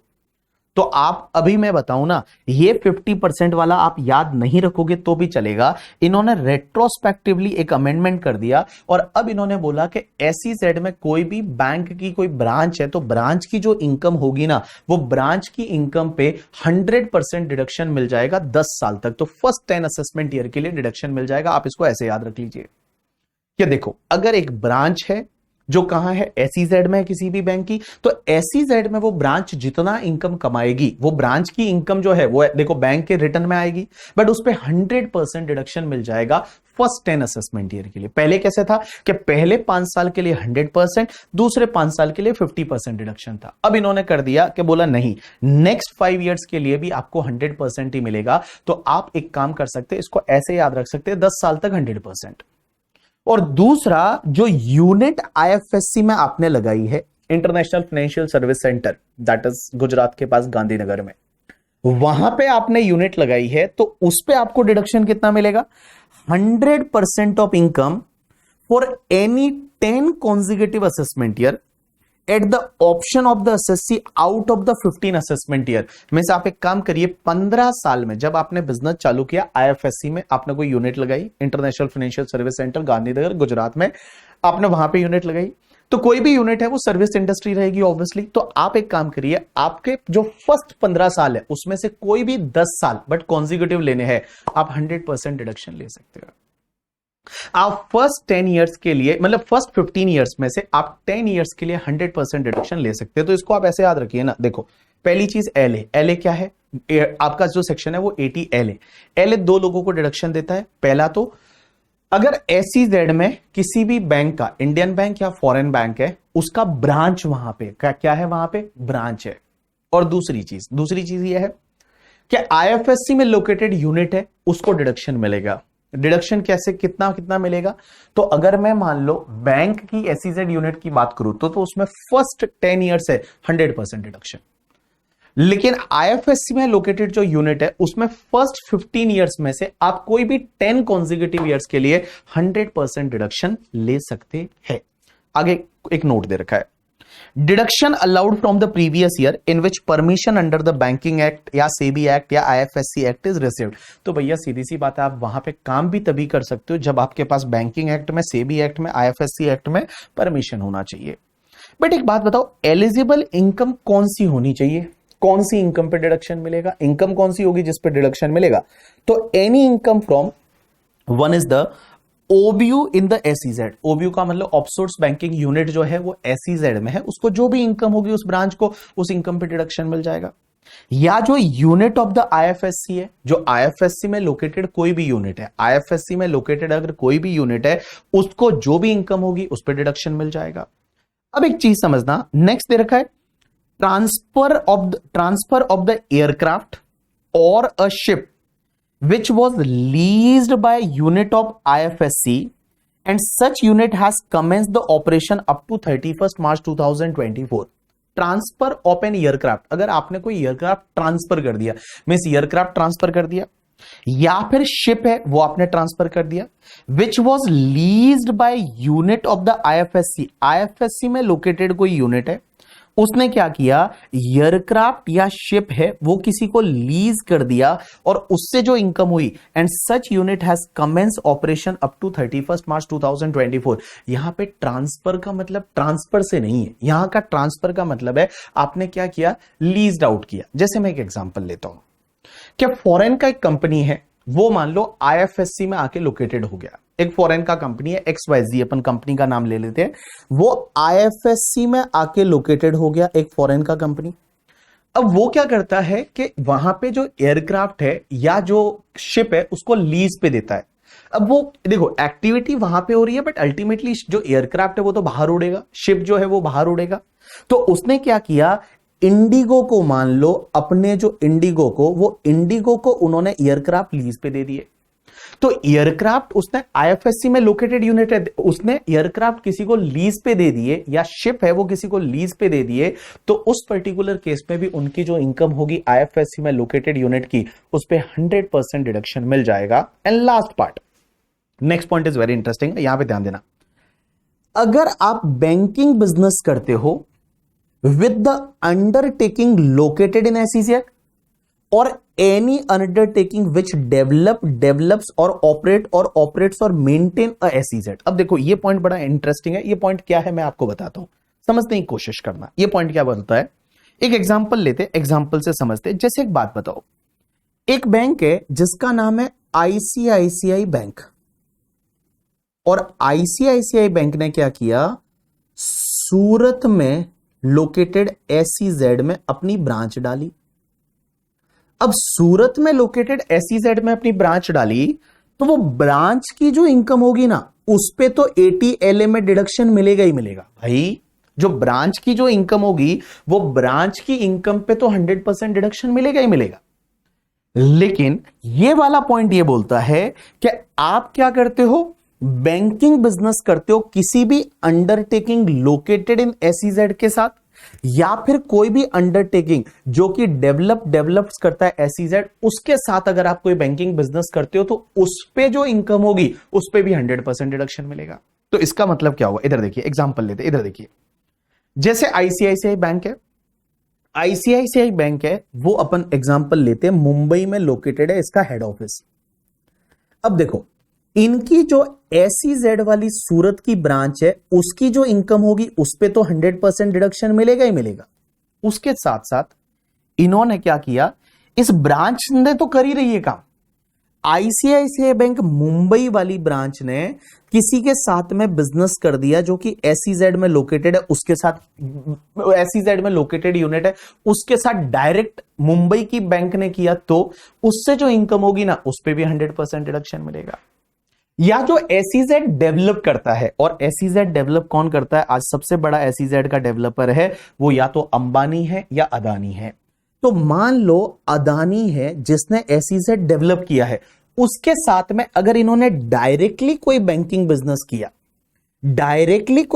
Business किया और उससे जो इनकम होगी उस पे भी 100% डिडक्शन मिलेगा। तो देखिए मैं आपको वापस से इस सेक्शन को एक बार वापस से पूरा रिवाइज करा रहा हूं कि सेक्शन ATLA जो सेक्शन है ये सेक्शन बोलती क्या है। पहली चीज तो इसमें डिडक्शन दो लोगों को मिलता है। पहला तो क्या, पहला तो अगर कोई बैंक है और उस बैंक का ब्रांच जो है ऑफशोर बैंकिंग यूनिट बोलते हैं उसको, ब्रांच SEZ में है। और दूसरा क्या है कि अगर कोई IFSC में लोकेटेड यूनिट है, IFSC मतलब इंटरनेशनल फाइनेंशियल सर्विस सेंटर, वहां पे लोकेटेड कोई यूनिट है उसको डिडक्शन मिलता है। डिडक्शन कितने साल के लिए मिलता है, तो देखो अगर आपकी ब्रांच जो है कहां पे है, ब्रांच जो है वो SEZ में है तो उसमें आप 10 साल तक डिडक्शन लेंगे, स्टार्टिंग के 10 साल तक 100%। उसके बाद में अगर IFSC में लोकेटेड आपकी यूनिट है तो 15 साल में से आप कोई भी 10 साल ले सकते हैं, आपके पास चॉइस है, आप कोई भी 10 साल है वो आप 100% डिडक्शन ले सकते हैं। अब उसमें आपकी कौन कौन सी इनकम पे मिलता है, तो देखियो अगर आपकी OBU है SEZ में, ऑफशोर बैंकिंग यूनिट है, ब्रांच जो है वो तो मिलेगा ही। अगर आपकी यूनिट IFSC में लोकेटेड है उसकी जो इनकम है वो भी मिलेगा।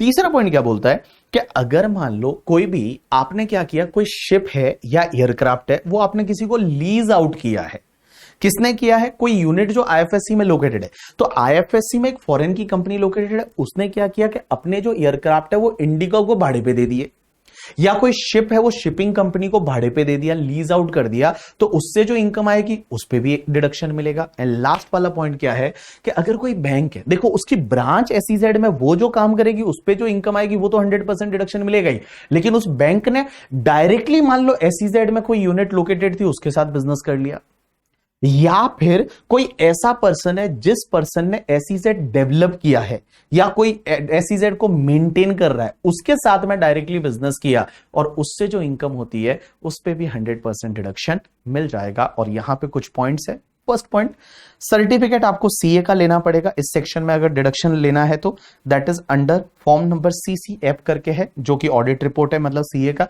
वो फाइल होगा। और उसके साथ साथ में कॉपी ऑफ परमिशन है वो भी आपको लगानी पड़ेगी कि जब आप SEZ में काम कर रहे हो, IFSC में काम कर रहे हो तो आपके पास परमिशन होनी चाहिए। Done. So this is the one section ATLA। अब देखो एग्जाम में तो आज तक ATLA कभी आया नहीं है करके, ठीक है, बट आपको थोड़ा ध्यान रखना चाहिए, हो सकता है कभी ना कभी IFSC का ट्रेंड चल रहा है मार्केट में तो आ जाए कि कितने साल डिडक्शन मिलता है MCQ में, तो ध्यान रखना डिडक्शन मिलेगा फर्स्ट 15 साल में से 10 कॉन्जिक्यूटिव ईयर के लिए आप डिडक्शन ले लीजिए करके, ठीक है। Done, this is the completion of this particular section. उसके बाद ATIAC हो चुका है, अब अपन पढ़ेंगे ATIBA करके। जिन लोगों को घर पे जाना है आप जा सकते हैं करके, ठीक है। आपको ये लेक्चर ऐसे भी ओपन लेक्चर मिल रहे हैं, जो लाइव वाले बच्चे हैं उनके लिए ऐसे भी ओपन लेक्चर है। तो अगर आपका ऑफिस वगैरह है तो don't wait for me, because there में भी पॉसिबिलिटी के 10-15 मिनट्स और मिले। केस लो मैं कल कराऊंगा, बट जो सेक्शन है वो सेक्शन मुझे कंप्लीट करानी पड़ेगी, 1-2 सेक्शन बची है वो। चलिए आ जाइए सब लोग। ATIBA करके एक सेक्शन है और ये ATIBA सेक्शन क्या बोलती है। फॉर्म नंबर 10 CCF ऑडिट का फॉर्म है कि जिनको अगर डिडक्शन लेना है इस सेक्शन में तो ऑडिट करानी पड़ती है, उसका फॉर्म। चलिए अब अपन चलते हैं ATIBA। ये सेक्शन क्या बोलती है कि अगर कोई बिल्डर है और वो बिल्डर जो है वो छोटे छोटे घर बनाता है और छोटे छोटे घर बना के और लोगों को बेचता है, तो बिल्डर की जितनी इनकम होगी उस पे 100% डिडक्शन मिल जाएगा। मींस अगर बिल्डर ने कोई हाउसिंग प्रोजेक्ट चालू किया, गवर्नमेंट से अप्रूव्ड हाउसिंग प्रोजेक्ट होना चाहिए। मोदी जी का ये सपना है कि हर किसी के पास हो घर अपना, मोदी जी का सपना हर किसी के पास हो घर अपना करके, ठीक है। तो चलिए अब मोदी जी ने क्या बोला कि बिल्डर जो है वो छोटे छोटे फ्लैट बनाता है और वो डेवलप करता है, तो बिल्डर की जितनी इनकम होगी ना 100% डिडक्शन, 100% डिडक्शन मिल जाएगा। लेकिन आपको गवर्नमेंट से अपने प्रोजेक्ट को अप्रूव्ड कराना पड़ेगा और उसके साथ साथ में बहुत सारी कंडीशंस भी है। तो चलिए देखते हैं ये डिडक्शन किसको मिलता है। तो सबसे पहली चीज, this deduction ATIBA is a developing and building the housing project. मतलब बिल्डर है वो हाउसिंग प्रोजेक्ट बना रहा है। असेसी कौन है? ऑल असेसी सब चलेगा, individual, HUF, company, partnership firm, AOP, BOI सब चलेगा। डिडक्शन कितना मिलेगा? 100% of profit of the housing project over rental housing project. अब ये रेंटल हाउसिंग प्रोजेक्ट क्या होता है उन्होंने डाला था, बट इसके बारे में अभी तक कुछ नोटिफिकेशन आया नहीं है। अभी तक सिर्फ यही है कि हाउसिंग प्रोजेक्ट, एक बिल्डर है वो हाउसिंग प्रोजेक्ट बनाता है और हाउसिंग प्रोजेक्ट बना के और वो फ्लैट बेचता है, उसकी जितनी इनकम होगी ना सब 100% डिडक्शन। मतलब जितना पीजीबीपी का इनकम होगा 100% डिडक्शन मिल जाएगा। लेकिन देखिए कुछ कंडीशंस है, कंडीशंस बहुत सारी कंडीशन। पहली कंडीशन कि प्रोजेक्ट है वो क्या होना चाहिए? Project should be approved by the competent authority. Authority से अप्रूवल लेनी चाहिए 1 जून 2016 से लेके 31 मार्च 2022 के बीच में अप्रूवल होनी चाहिए आपके प्रोजेक्ट की। दूसरी condition, project shall be completed within 5 year of date of approval. Approval की डेट से लेके और 5 साल के अंदर अंदर आप प्रोजेक्ट कंप्लीट कर चुके हो। मींस प्रोजेक्ट जो है वो अप्रूवल की डेट से 5 साल के अंदर अंदर कंप्लीट करना पड़ेगा। तो पहला हाउसिंग प्रोजेक्ट है वो 1 जून 2016 से लेके और 31 मार्च 2022 के बीच में अप्रूव्ड होना चाहिए कॉम्पिटेंट अथॉरिटी से। दूसरी कंडीशन, आपका project 5 years from the date of approval से आपने कंप्लीट कर दिया है। तीसरी कंडीशन कि carpet area of the shops and other commercial area is not more than 3% of the aggregate carpet area. आपने देखा होगा कि मुंबई में कैसे होता है ना कि जैसे कोई बड़ा प्रोजेक्ट बनता है तो रेसिडेंशियल प्रोजेक्ट होना चाहिए ऑब्वियसली, उसके नीचे कुछ दुकानें बनाते हैं। आपने देखा होगा ऐसा कि बड़ी बिल्डिंग बनाई तो उसके नीचे कुछ कमर्शियल दुकानें बनाते हैं। जैसे उस प्रोजेक्ट में 1st फ्लोर तक दुकानें रहेगी, 2nd फ्लोर से पूरा रेसिडेंशियल रहेगा। तो इसमें ये कंडीशन ये है कि जो उस प्रोजेक्ट का टोटल कारपेट एरिया रहेगा उस कारपेट एरिया में से आपका कमर्शियल एरिया है वो 3% से ज्यादा नहीं होना चाहिए। जो कमर्शियल एरिया है that should not be more than the 3% of the total carpet area. जैसे टोटल कारपेट एरिया मान लो 1 लाख स्क्वायर फीट है, तो आपका जो कमर्शियल वाला कारपेट एरिया है वो 3000 स्क्वायर फीट से ज्यादा नहीं होना चाहिए। बड़ा सिंपल है कि भैया आपका जो प्रोजेक्ट का टोटल कारपेट एरिया है उसमें जो कमर्शियल वाला कारपेट एरिया है जिसपे दुकानें होती है या जो क्या बोलते हैं कमर्शियल एरिया है, वो आपके टोटल कारपेट एरिया में 3% से ज्यादा नहीं होना चाहिए। अब उसके बाद और क्या क्या कंडीशन है देखो। Condition relating to the size of plot of land and residential units वगैरह। तो सबसे पहली साइज कंडीशन तो यह है कि अगर आपका प्रोजेक्ट है वो चेन्नई, दिल्ली, कोलकाता या मुंबई में है तो plot size of the project, मतलब जहां पे वो प्रोजेक्ट बना रहे हैं उसका प्लॉट साइज है वो मिनिमम 1000 स्क्वायर मीटर का होना चाहिए। मिनिमम 1000 स्क्वायर मीटर बोला है। एक बात बताओ, स्क्वायर मीटर में, एक स्क्वायर मीटर में आई थिंक 10.7 स्क्वायर फीट होते हैं। तो अगर 1000 मल्टीप्लाई बाय 10.7 करता हूं तो इसका मतलब 10,700 स्क्वायर फीट का प्लॉट होना चाहिए। मतलब जिस प्लॉट पे वो रेसिडेंशियल प्रोजेक्ट बन रहा है वो प्लॉट का साइज है वो मिनिमम 1000 स्क्वायर मीटर होना चाहिए चेन्नई, दिल्ली, कोलकाता, मुंबई में। लेकिन अगर अदर प्लेस की बात करोगे, अदर प्लेस का मतलब दिल्ली, चेन्नई, कोलकाता, मुंबई मेट्रो को छोड़ के, तो मिनिमम 2000 स्क्वायर मीटर है उतने का प्लॉट का साइज होना चाहिए। उसके बाद carpet area of the each unit मतलब हर घर का कारपेट एरिया कितना होना चाहिए। अब यहां मैक्सिमम लिमिट दी है, मैक्सिमम लिमिट इतना है कि अगर मान लो मैं मेट्रो की बात करूं तो 30 स्क्वायर मीटर से ज्यादा का घर नहीं होना चाहिए। अब एक बात बताओ, 30 स्क्वायर मीटर को अगर आप बात करोगे अगर स्क्वायर फीट में, तो 30 स्क्वायर मीटर मल्टीप्लाई बाय अगर मैं 10.7 करता हूं तो इसका मतलब हुआ 321 स्क्वायर फीट से बड़ा घर नहीं होना चाहिए। अब 321 स्क्वायर फीट तो बहुत छोटा एरिया होता है यार। 321 square feet is very small करके, लाइक छोटा सा एरिया, एकदम छोटा सा एरिया करके, ठीक है, एकदम छोटा सा एरिया, मतलब छोटा सा। 321 स्क्वायर फीट से ज्यादा का घर नहीं होना चाहिए। मुंबई में होते हैं इससे भी छोटे छोटे, डोंट वरी करके, ठीक है। तो यहां पे कंडीशन ये है कि 30 स्क्वायर मीटर से ज्यादा का घर नहीं होना चाहिए। और अगर मैं बाहर की बात करूं मुंबई को छोड़ के, तो 60 स्क्वायर मीटर से ज्यादा घर नहीं होना चाहिए। उसके बाद percentage of the floor area ratio to be utilise by the project में कितना आपका फ्लोर एरिया यूटिलाइज होना चाहिए, मतलब जितना प्रोजेक्ट का आपका एरिया है उसका एटलीस्ट मिनिमम 90% आपने यूटिलाइज किया है मेट्रो में, और नॉन मेट्रो में मिनिमम आपने 80% यूटिलाइज किया है। लेकिन आपको एक बात बताऊं, ये चीज चेंज हो गई। ये जो चीज है, ये चीज है, ये चेंज है, थोड़ा आगे जाके समझ में आएगा। तो देखिए वापस से बोल रहा हूं, मैंने आपको क्या बताया, ये डिडक्शन मिलेगा बिल्डर को। बिल्डर जो है प्रधानमंत्री आवास योजना में कुल मिला के छोटे छोटे घर बना के और लोगों को बेच रहा है, छोटे छोटे घर बना के और लोगों को बेच रहा है। कंडीशन क्या क्या है? पहली कंडीशन, आपका प्रोजेक्ट अप्रूव होना चाहिए 1 जून 2016 से लेके 31 मार्च 2022 तक। 5 साल में प्रोजेक्ट कंप्लीट करना है। आपका जो प्रोजेक्ट रहेगा उसमें जितना टोटल कारपेट एरिया, उसमें जो दुकानों के लिए कारपेट एरिया रखा है, मतलब कमर्शियल एस्टेब्लिशमेंट के लिए, वो टोटल कारपेट एरिया का 3% से ज्यादा नहीं होना चाहिए। उसके बाद अगर दिल्ली, मुंबई, कोलकाता, चेन्नई की बात करें तो वहां पे minimum plot size 1000 square metre का होना चाहिए, और अदर प्लेस पे 2000 स्क्वायर मीटर का। मैक्सिमम एक घर की साइज है वो 30 स्क्वायर मीटर की होनी चाहिए, और यहां पे 60 स्क्वायर मीटर। और आपका प्रोजेक्ट का जितना आपका एरिया है उसका 90% तक यूटिलाइजेशन होना चाहिए मेट्रो में, और बाकी जगह 80%। लेकिन गाइज यहां पे अगर अगर अगर अगर यहां पे additional condition of housing project approved on और आफ्टर 1 सितंबर 2019, अगर 1 सितंबर 2019 के बाद में अगर हाउसिंग प्रोजेक्ट अप्रूव्ड हुआ है ना, तो कुछ कंडीशन एक्स्ट्रा लगेगी और अलग हो जाएगी। और उसमें क्या है, इन्होंने बोला कि जो मेट्रो 4 थी ना, तो आप एक बात बताऊं, मैं बताऊं, ये वाला तो याद नहीं भी रखोगे तो भी चलेगा। अब याद तो ये भी कौन सा रहने वाला है लास्ट डे तक करके, ठीक है, बट मैं एक बात बताऊं, तो भी ये वाला तो आप नहीं भी पढ़ोगे तो भी चलेगा। एग्जाम में आज तक इस सेक्शन से कभी क्वेश्चन आया नहीं, बट सेक्शन है तो कभी कुछ एमसीक्यू वगैरह पूछा जा सकता है। तो देखिए, और हो सकता है भाई पेपर नंबर, वो पेपर जो है उसमें आ सकता है, जो पेपर नंबर 6 है केस स्टडी बेसिस वाले में, ठीक है।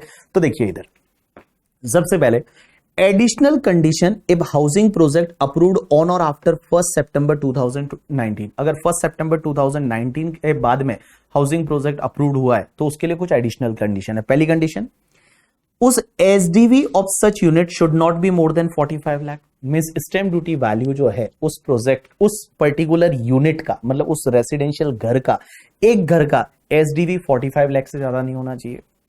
एंड बेटा ये साइज ऑफ प्लॉट जो है और रेसिडेंशियल यूनिट ये चेंज किया। ये कितना चेंज किया कि बैंगलोर, चेन्नई, दिल्ली एनसीआर में मतलब नोएडा, गाजियाबाद, गुड़गांव, फरीदाबाद ये भी आ गया। हैदराबाद को ले लिया, कोलकाता को ले लिया, और मुंबई में मेट्रोपॉलिटन रीजन जो मुंबई का है, मुंबई में जैसे पास में भाईंदर पड़ता है करके, ठीक है, नवी मुंबई पड़ता है, तो वो सब भी मुंबई में आ जाएगा। वो सब भी आपका किस में आ जाएगा? मुंबई में आ जाएगा। उसमें कंडीशन क्या रखी कि भैया मिनिमम 1000 स्क्वायर मीटर था, वो सेम ऐसे का ऐसे रखा, और बाकी प्लेसेस में मिनिमम 2000 स्क्वायर मीटर का। एंड कारपेट एरिया बढ़ा दिया।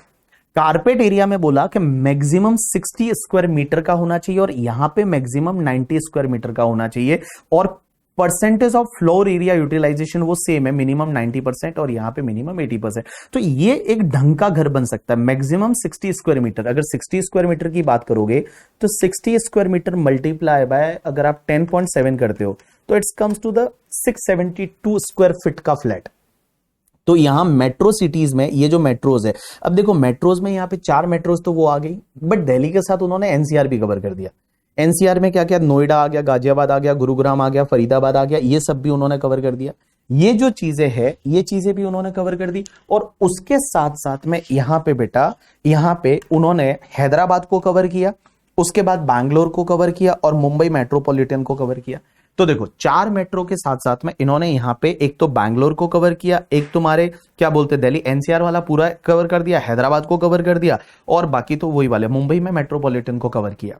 और यहां पे carpet area of the each unit जो मैक्सिमम पहले 30 स्क्वायर मीटर था उसको बढ़ा के इन्होंने यहां पे 60 स्क्वायर मीटर कर दिया, और बाकी जगह 90 स्क्वायर मीटर किया कि मैक्सिमम 90 स्क्वायर मीटर भी ठीक है, क्योंकि 90 स्क्वायर मीटर अगर आप 10.7 से मल्टीप्लाई करोगे it's comes to the 963 square feet. 963 square feet या उससे छोटा फ्लैट होना चाहिए, उससे बड़ा फ्लैट नहीं बनाना है।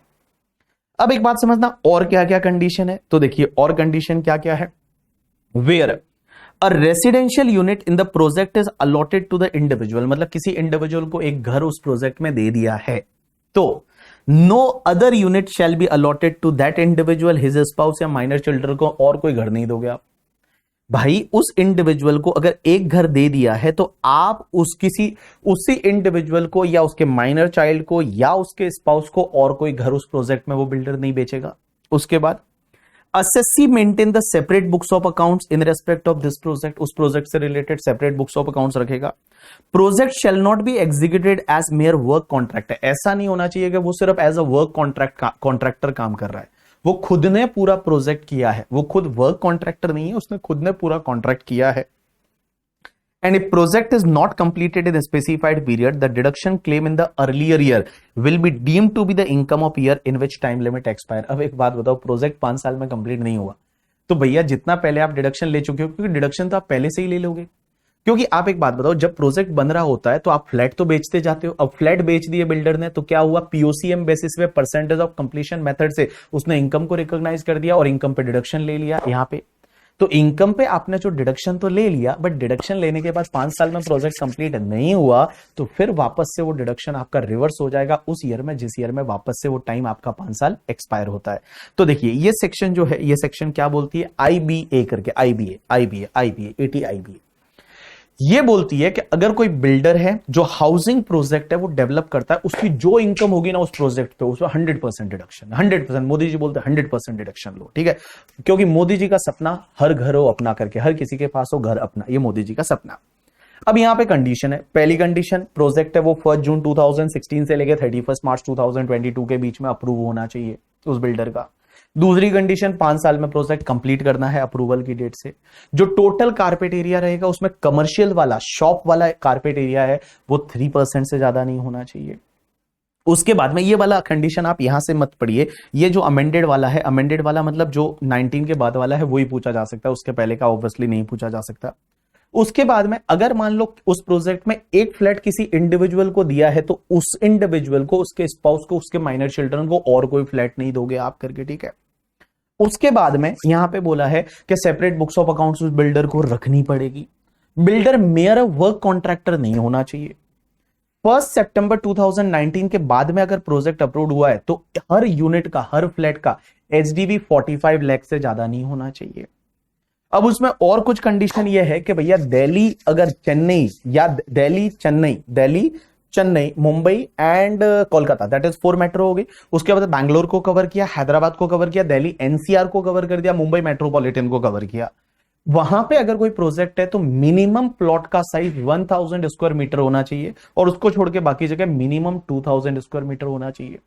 बट हर फ्लैट का मैक्सिमम साइज कितना हो सकता है, ये मुंबई और ये जो मेट्रो वगैरह है इसमें मैक्सिमम एक फ्लैट की साइज है वो 60 स्क्वायर मीटर से ज्यादा नहीं होनी चाहिए, बाकी जगह 90 स्क्वायर मीटर से ज्यादा नहीं होनी चाहिए। और जो आपका जो फ्लोर एरिया रहता है उसका एटलीस्ट मेट्रो में 90% बिल्डर यूटिलाइज करेगा और बाकी जगह 80% यूटिलाइज करेगा, तो बिल्डर की जो 100% इनकम है ना उस प्रोजेक्ट से 100% डिडक्शन मिल जाएगा। डन। सो दिस इज, ये मैंने आपको इसलिए पढ़ाया, देखो एग्जाम में तो पता नहीं कितना आएगा, बट ऑब्वियसली लाइक कैसा है ना कि एग्जाम के लिए बाकी बहुत सारी चीजें नहीं पढ़ी जाती। पेपर नंबर जो 6 है उसमें कुछ भी आ सकता है, कहीं से भी आ सकता है, एनालिसिस आ सकता है, नो डाउट ओपन बुक रहेगा, तो आपको एटलीस्ट बुक से पढ़ना तो आना चाहिए बुक में लिखा हुआ क्या है करके, ठीक है। चलिए अब अपन एटीपी वाली सेक्शन है वो ऑलरेडी हो चुकी थी, एटीपीए वाली जो सेक्शन है वो मैं आपको पढ़ा रहा हूं। ATPA is related to the deduction for the producer companies। आपने पता है प्रोड्यूसर कंपनी कहीं पढ़ा होगा, प्रोड्यूसर कंपनी ये प्रोड्यूसर कंपनी आपके कंपनी लॉ में आया होगा कहीं पे, प्रोड्यूसर कंपनी। अब देखो प्रोड्यूसर कंपनी जो फार्म प्रोड्यूसर कंपनी होती है उसको 100% डिडक्शन दिया है इन 5 सालों के लिए। असेसमेंट ईयर 1920 से लेके और ये असेसमेंट ईयर 24-25 ये लास्ट ईयर है। इसके बाद ये डिडक्शन नहीं रहेगा, हो सकता है बढ़ा दे तो बात अलग है, अदरवाइज ये जो ईयर है वो लास्ट ईयर है। कि अगर कोई फार्म प्रोड्यूसर कंपनी है, जैसे कोऑपरेटिव सोसाइटी को डिडक्शन मिलता है, कोऑपरेटिव सोसाइटी की इनकम पे डिडक्शन 100% मिलता है, ये अपन ऑलरेडी पढ़ चुके हैं पहले कि अगर कॉटेज इंडस्ट्री में है या कलेक्टिव डिस्पोजल ऑफ लेबर करते हैं या अपने मेंबर को वो सप्लाई करते हैं, मेंबर को लोन देते हैं, वो अपन ऑलरेडी पढ़ चुके हैं, इसका टेस्ट भी हुआ था एक।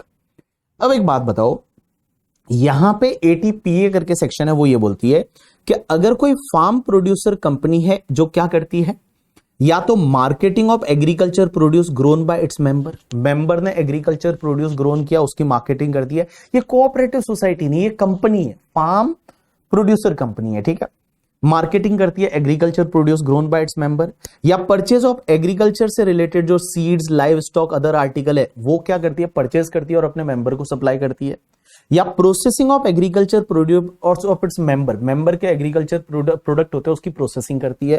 तो इनकी जो भी प्रॉफिट होगी ना इन 3 एक्टिविटी से, उस पे 100% डिडक्शन मिल जाएगा। बट कंडीशन यह है कि भैया टोटल टर्नओवर इस फार्म प्रोड्यूस कंपनी का लेस देन 100 करोड़ होना चाहिए इन एनी प्रीवियस ईयर। तो बेटा 5 साल के लिए सेक्शन लाई थी, मोस्टली ये सेक्शन को बढ़ा सकते हैं आगे। तो यहां पे अगर फार्म प्रोड्यूसर कंपनी है, कोऑपरेटिव सोसाइटी नहीं है, तो उसको ये 100% डिडक्शन मिल जाएगा। अब एक चीज समझना, लास्ट 2 सेक्शन आज के लिए, और ये दोनों सेक्शन है ATQQB और ATRRB। ATQQB, QQB को कैसे याद रख सकते हो, QQB क्वेश्चन बुक, ऐसा ही होता है, क्वेश्चन बुक। तो अगर आपकी बुक की रॉयल्टी है, रॉयल्टी मिलती है बुक पे, तो आपको डिडक्शन मिलेगा ATQQB में। ये मैंने आपको पढ़ाया था कहां पे पता है तुमको, ये मैंने DTAA टॉपिक से पहले पढ़ाया था कि अगर आपको बुक है, और बुक कौन सी है, लिटरेसी की, आर्टिस्टिक या साइंटिफिक नेचर की, तो जो भी आपको रॉयल्टी मिलती है रेजिडेंट इंडिविजुअल को डिडक्शन मिलता है। जो भी रॉयल्टी मिलती है पहले अदर सोर्सेज में टैक्सेबल करो, फिर यहां पे डिडक्शन ले लो जो आपकी एलिजिबल रॉयल्टी या maximum 3 lakh which ever is lower का यहां पे डिडक्शन मिल जाएगा। लेकिन इसमें एक चीज समझना, अगर आपकी बुक पे रॉयल्टी जो मिल रही है, बुक कौन सी होनी चाहिए, लिटरेसी, आर्टिस्टिक या साइंटिफिक नेचर की, और जो बुक है वो उस बुक पे यहां पे रॉयल्टी मिलेगी। इसमें एक चीज समझना कि जो बुक की रॉयल्टी है वो पहले अदर सोर्सेज में टैक्सेबल करो, डिडक्शन ATQQB में ले लीजिए, ठीक है, रेजिडेंट इंडिविजुअल को मिलेगा। लेकिन एलिजिबल रॉयल्टी का मतलब क्या, एलिजिबल रॉयल्टी का मतलब क्या, अगर आपको लमसम रॉयल्टी मिलता है ना, तो जितना रॉयल्टी मिला वो आपका एलिजिबल रॉयल्टी। लेकिन बहुत बार क्या होता है पता है, रॉयल्टी बुक सोल्ड पे मिलता है कि जितनी बुक बिकेगी उस पे आपको रॉयल्टी मिलेगा, जितनी बुक बिकेगी उस पे आपको रॉयल्टी मिलेगा। तो अगर मान लो वैसा है तो उसमें 15% तक वैल्यू ऑफ बुक सोल्ड का रॉयल्टी है, वो आपका एलिजिबल रॉयल्टी में आएगा। जैसे मैं एक एग्जांपल लेता हूं, इधर देखो, मान लो मैंने कोई साइंटिफिक नेचर की बुक लिखी, और साइंटिफिक नेचर की जो बुक लिखी उस पे मुझे बोला है कि 19% रॉयल्टी मिलेगा, मुझे रॉयल्टी 19% मिलेगा। अब एक बात समझना, पूरे साल में जो बुक बिकी वो for an example 20 lakh rupees की बुक बिकी, मतलब 20 लाख MRP की बुक बिकी, मतलब बुक जो बिकी, पब्लिशर ने बुक बेची वो 20 लाख की बेची, मुझे रॉयल्टी कितना बचे मिलेगा, 19%। तो 19% ऑफ द 20 लाख, तो 20 लाख का 19% कम्स टू द 3,80,000। तो ये 3,80,000 का रॉयल्टी मेरे IFOS में टैक्सेबल होगा, मींस टैक्सेबल पूरा 380 होगा। लेकिन एक चीज समझना, जब मैं डिडक्शन ले रहा हूंगा तो डिडक्शन लेते टाइम एलिजिबल रॉयल्टी और मैक्सिमम 3 लाख, यहां एलिजिबल रॉयल्टी में मैं 380 नहीं लूंगा, मैं यहां लूंगा maximum of the 15% of the royalty. तो 15% of the value of book sold means यहां पे 20 लाख पे 15% कितना आता है, तो यहां पे 3 लाख आता है। तो 3 लाख और 3 lakh lower comes to the 3 lakh, तो यहां डिडक्शन 3 लाख का मिलेगा। एक काम करता हूं मैं इसमें थोड़ा सा ना अमाउंट को चेंज करता हूं जिससे ये एग्जांपल थोड़ा ब्यूटीफुल बनेगा। मान लो आपका बुक सोल्ड का अमाउंट है वो 18 लाख होता, 18 लाख होता, तो मुझे बताओ मुझे रॉयल्टी कितना मिलता। तो 18 लाख पे 19% कम्स टू द 3,42,000 का रॉयल्टी मिलता। तो 3,42,000 मतलब IFOS में टैक्सेबल पहले पूरा 342 करो। अब डिडक्शन लेने के लिए एलिजिबल रॉयल्टी कितना लेना है आपको, डिडक्शन लेने के लिए एलिजिबल रॉयल्टी कितना आएगा। तो डिडक्शन लेने के लिए एलिजिबल रॉयल्टी में अगर आपका यहां पे लमसम रॉयल्टी नहीं है, परसेंटेज ऑफ बुक सोल्ड है, तो 15% of value of book sold. तो बुक सोल्ड 18 लाख है ना, तो 18 लाख का 15% कितना आएगा, यहां आएगा 2,70,000। तो बेटा मुझे जो डिडक्शन मिलेगा ना वो सिर्फ 2,70,000 मिलेगा।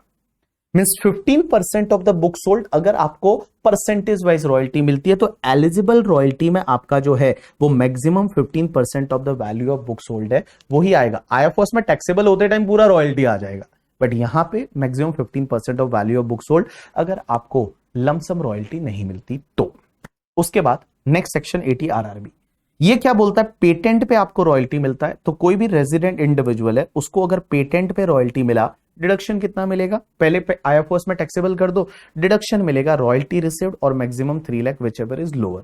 लेकिन इसमें एक चीज समझना, 80 QQB और 80 RRB में अगर आपको फॉरेन से रॉयल्टी मिलता है तो डिडक्शन पर्पस के लिए वही वाला रॉयल्टी आप लोगे जितना रॉयल्टी इंडिया में आपने फॉरेन करेंसी में ला लिया है with in the 6 month from the end of the previous year और टाइम अलाउड बाय RBI।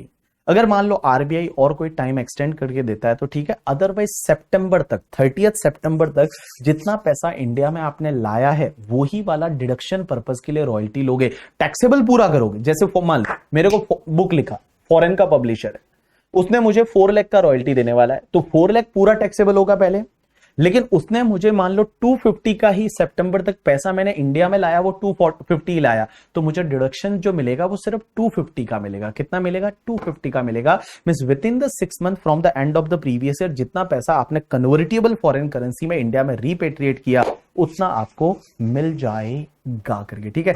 चलिए done, this is the question, this is the RRB। तो यहां पे आपकी जो सेक्शन है वो QQB, RRB, TTA, TTB complete हो जाती है। यहां पे कुछ केस लॉज है, मैं ये केस लॉज कर लूंगा, as well as in section से रिलेटेड आपको कुछ बात बतानी है वो मैं बता दूंगा। केस लॉज मैं कर लूंगा, उसके साथ साथ में ATP आपका हो गया है, ये हो गया, ये सब हो गए, सेक्शन सब हो गए। ये जो पायल पढ़ के आई थी वो अभी तक नहीं पढ़ना था, वो मैं कल पढ़ाऊंगा केस लॉ के साथ में। तो जब मैं केस लॉ, कल मैं क्या कराऊंगा, केस लॉ कराऊंगा और केस लॉ के साथ में ये कराऊंगा, तो मेरे हिसाब से आधे घंटे के अंदर अंदर हो जाएगा। इनिशियली आधे घंटे पौने घंटे में ये वाला टॉपिक है वो अपना कंप्लीट हो जाएगा। चलिए कुछ होमवर्क में करिए, और होमवर्क में क्या कर सकते हैं आज आप, क्वेश्चन नंबर 7 क्लास में ही करा लिया आज मैंने। क्वेश्चन नंबर 8 लिखिए होमवर्क, क्वेश्चन नंबर 8 लिखिए होमवर्क। तो 1 से लेके 8 तक हो चुका है सब। क्वेश्चन नंबर 8 के बाद क्वेश्चन नंबर 9 लिखिए होमवर्क, 9 लिखिए होमवर्क। 9 के बाद क्वेश्चन नंबर 10 हो चुका है तुम लोगों का, 10 मैंने आप बोला था कर लिया होगा। क्वेश्चन नंबर 11 लिखिए होमवर्क, 11 लिखिए होमवर्क। एंड 11 के बाद में क्वेश्चन नंबर 12 लिखिए होमवर्क, स्टार्टअप वाला ATIAC। क्वेश्चन नंबर 12 लिखिए होमवर्क, और क्वेश्चन नंबर 12 के बाद क्वेश्चन नंबर 13 लिखिए होमवर्क। 13 के बाद question number 14 case law based question है, कल करेंगे। 15 केस लॉ बेस्ड क्वेश्चन है, विश्वम्भरत, कल करेंगे इसको भी। एंड ये मेघालय स्टिल, ये भी केस लॉ बेस्ड क्वेश्चन है, ये भी केस लॉ बेस्ड कल करेंगे। और कोऑपरेटिव बैंक,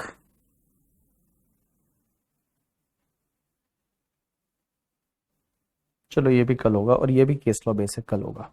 चलिए तो आप एक काम करेंगे, कहां तक आप क्वेश्चन करके आएंगे, क्वेश्चन नंबर आपका 13 तक है वो सब करके आएंगे, और जितना पढ़ा है उतना आप करके आएंगे। तो क्वेश्चन नंबर 13 तक है वो आप करके आएंगे, ठीक।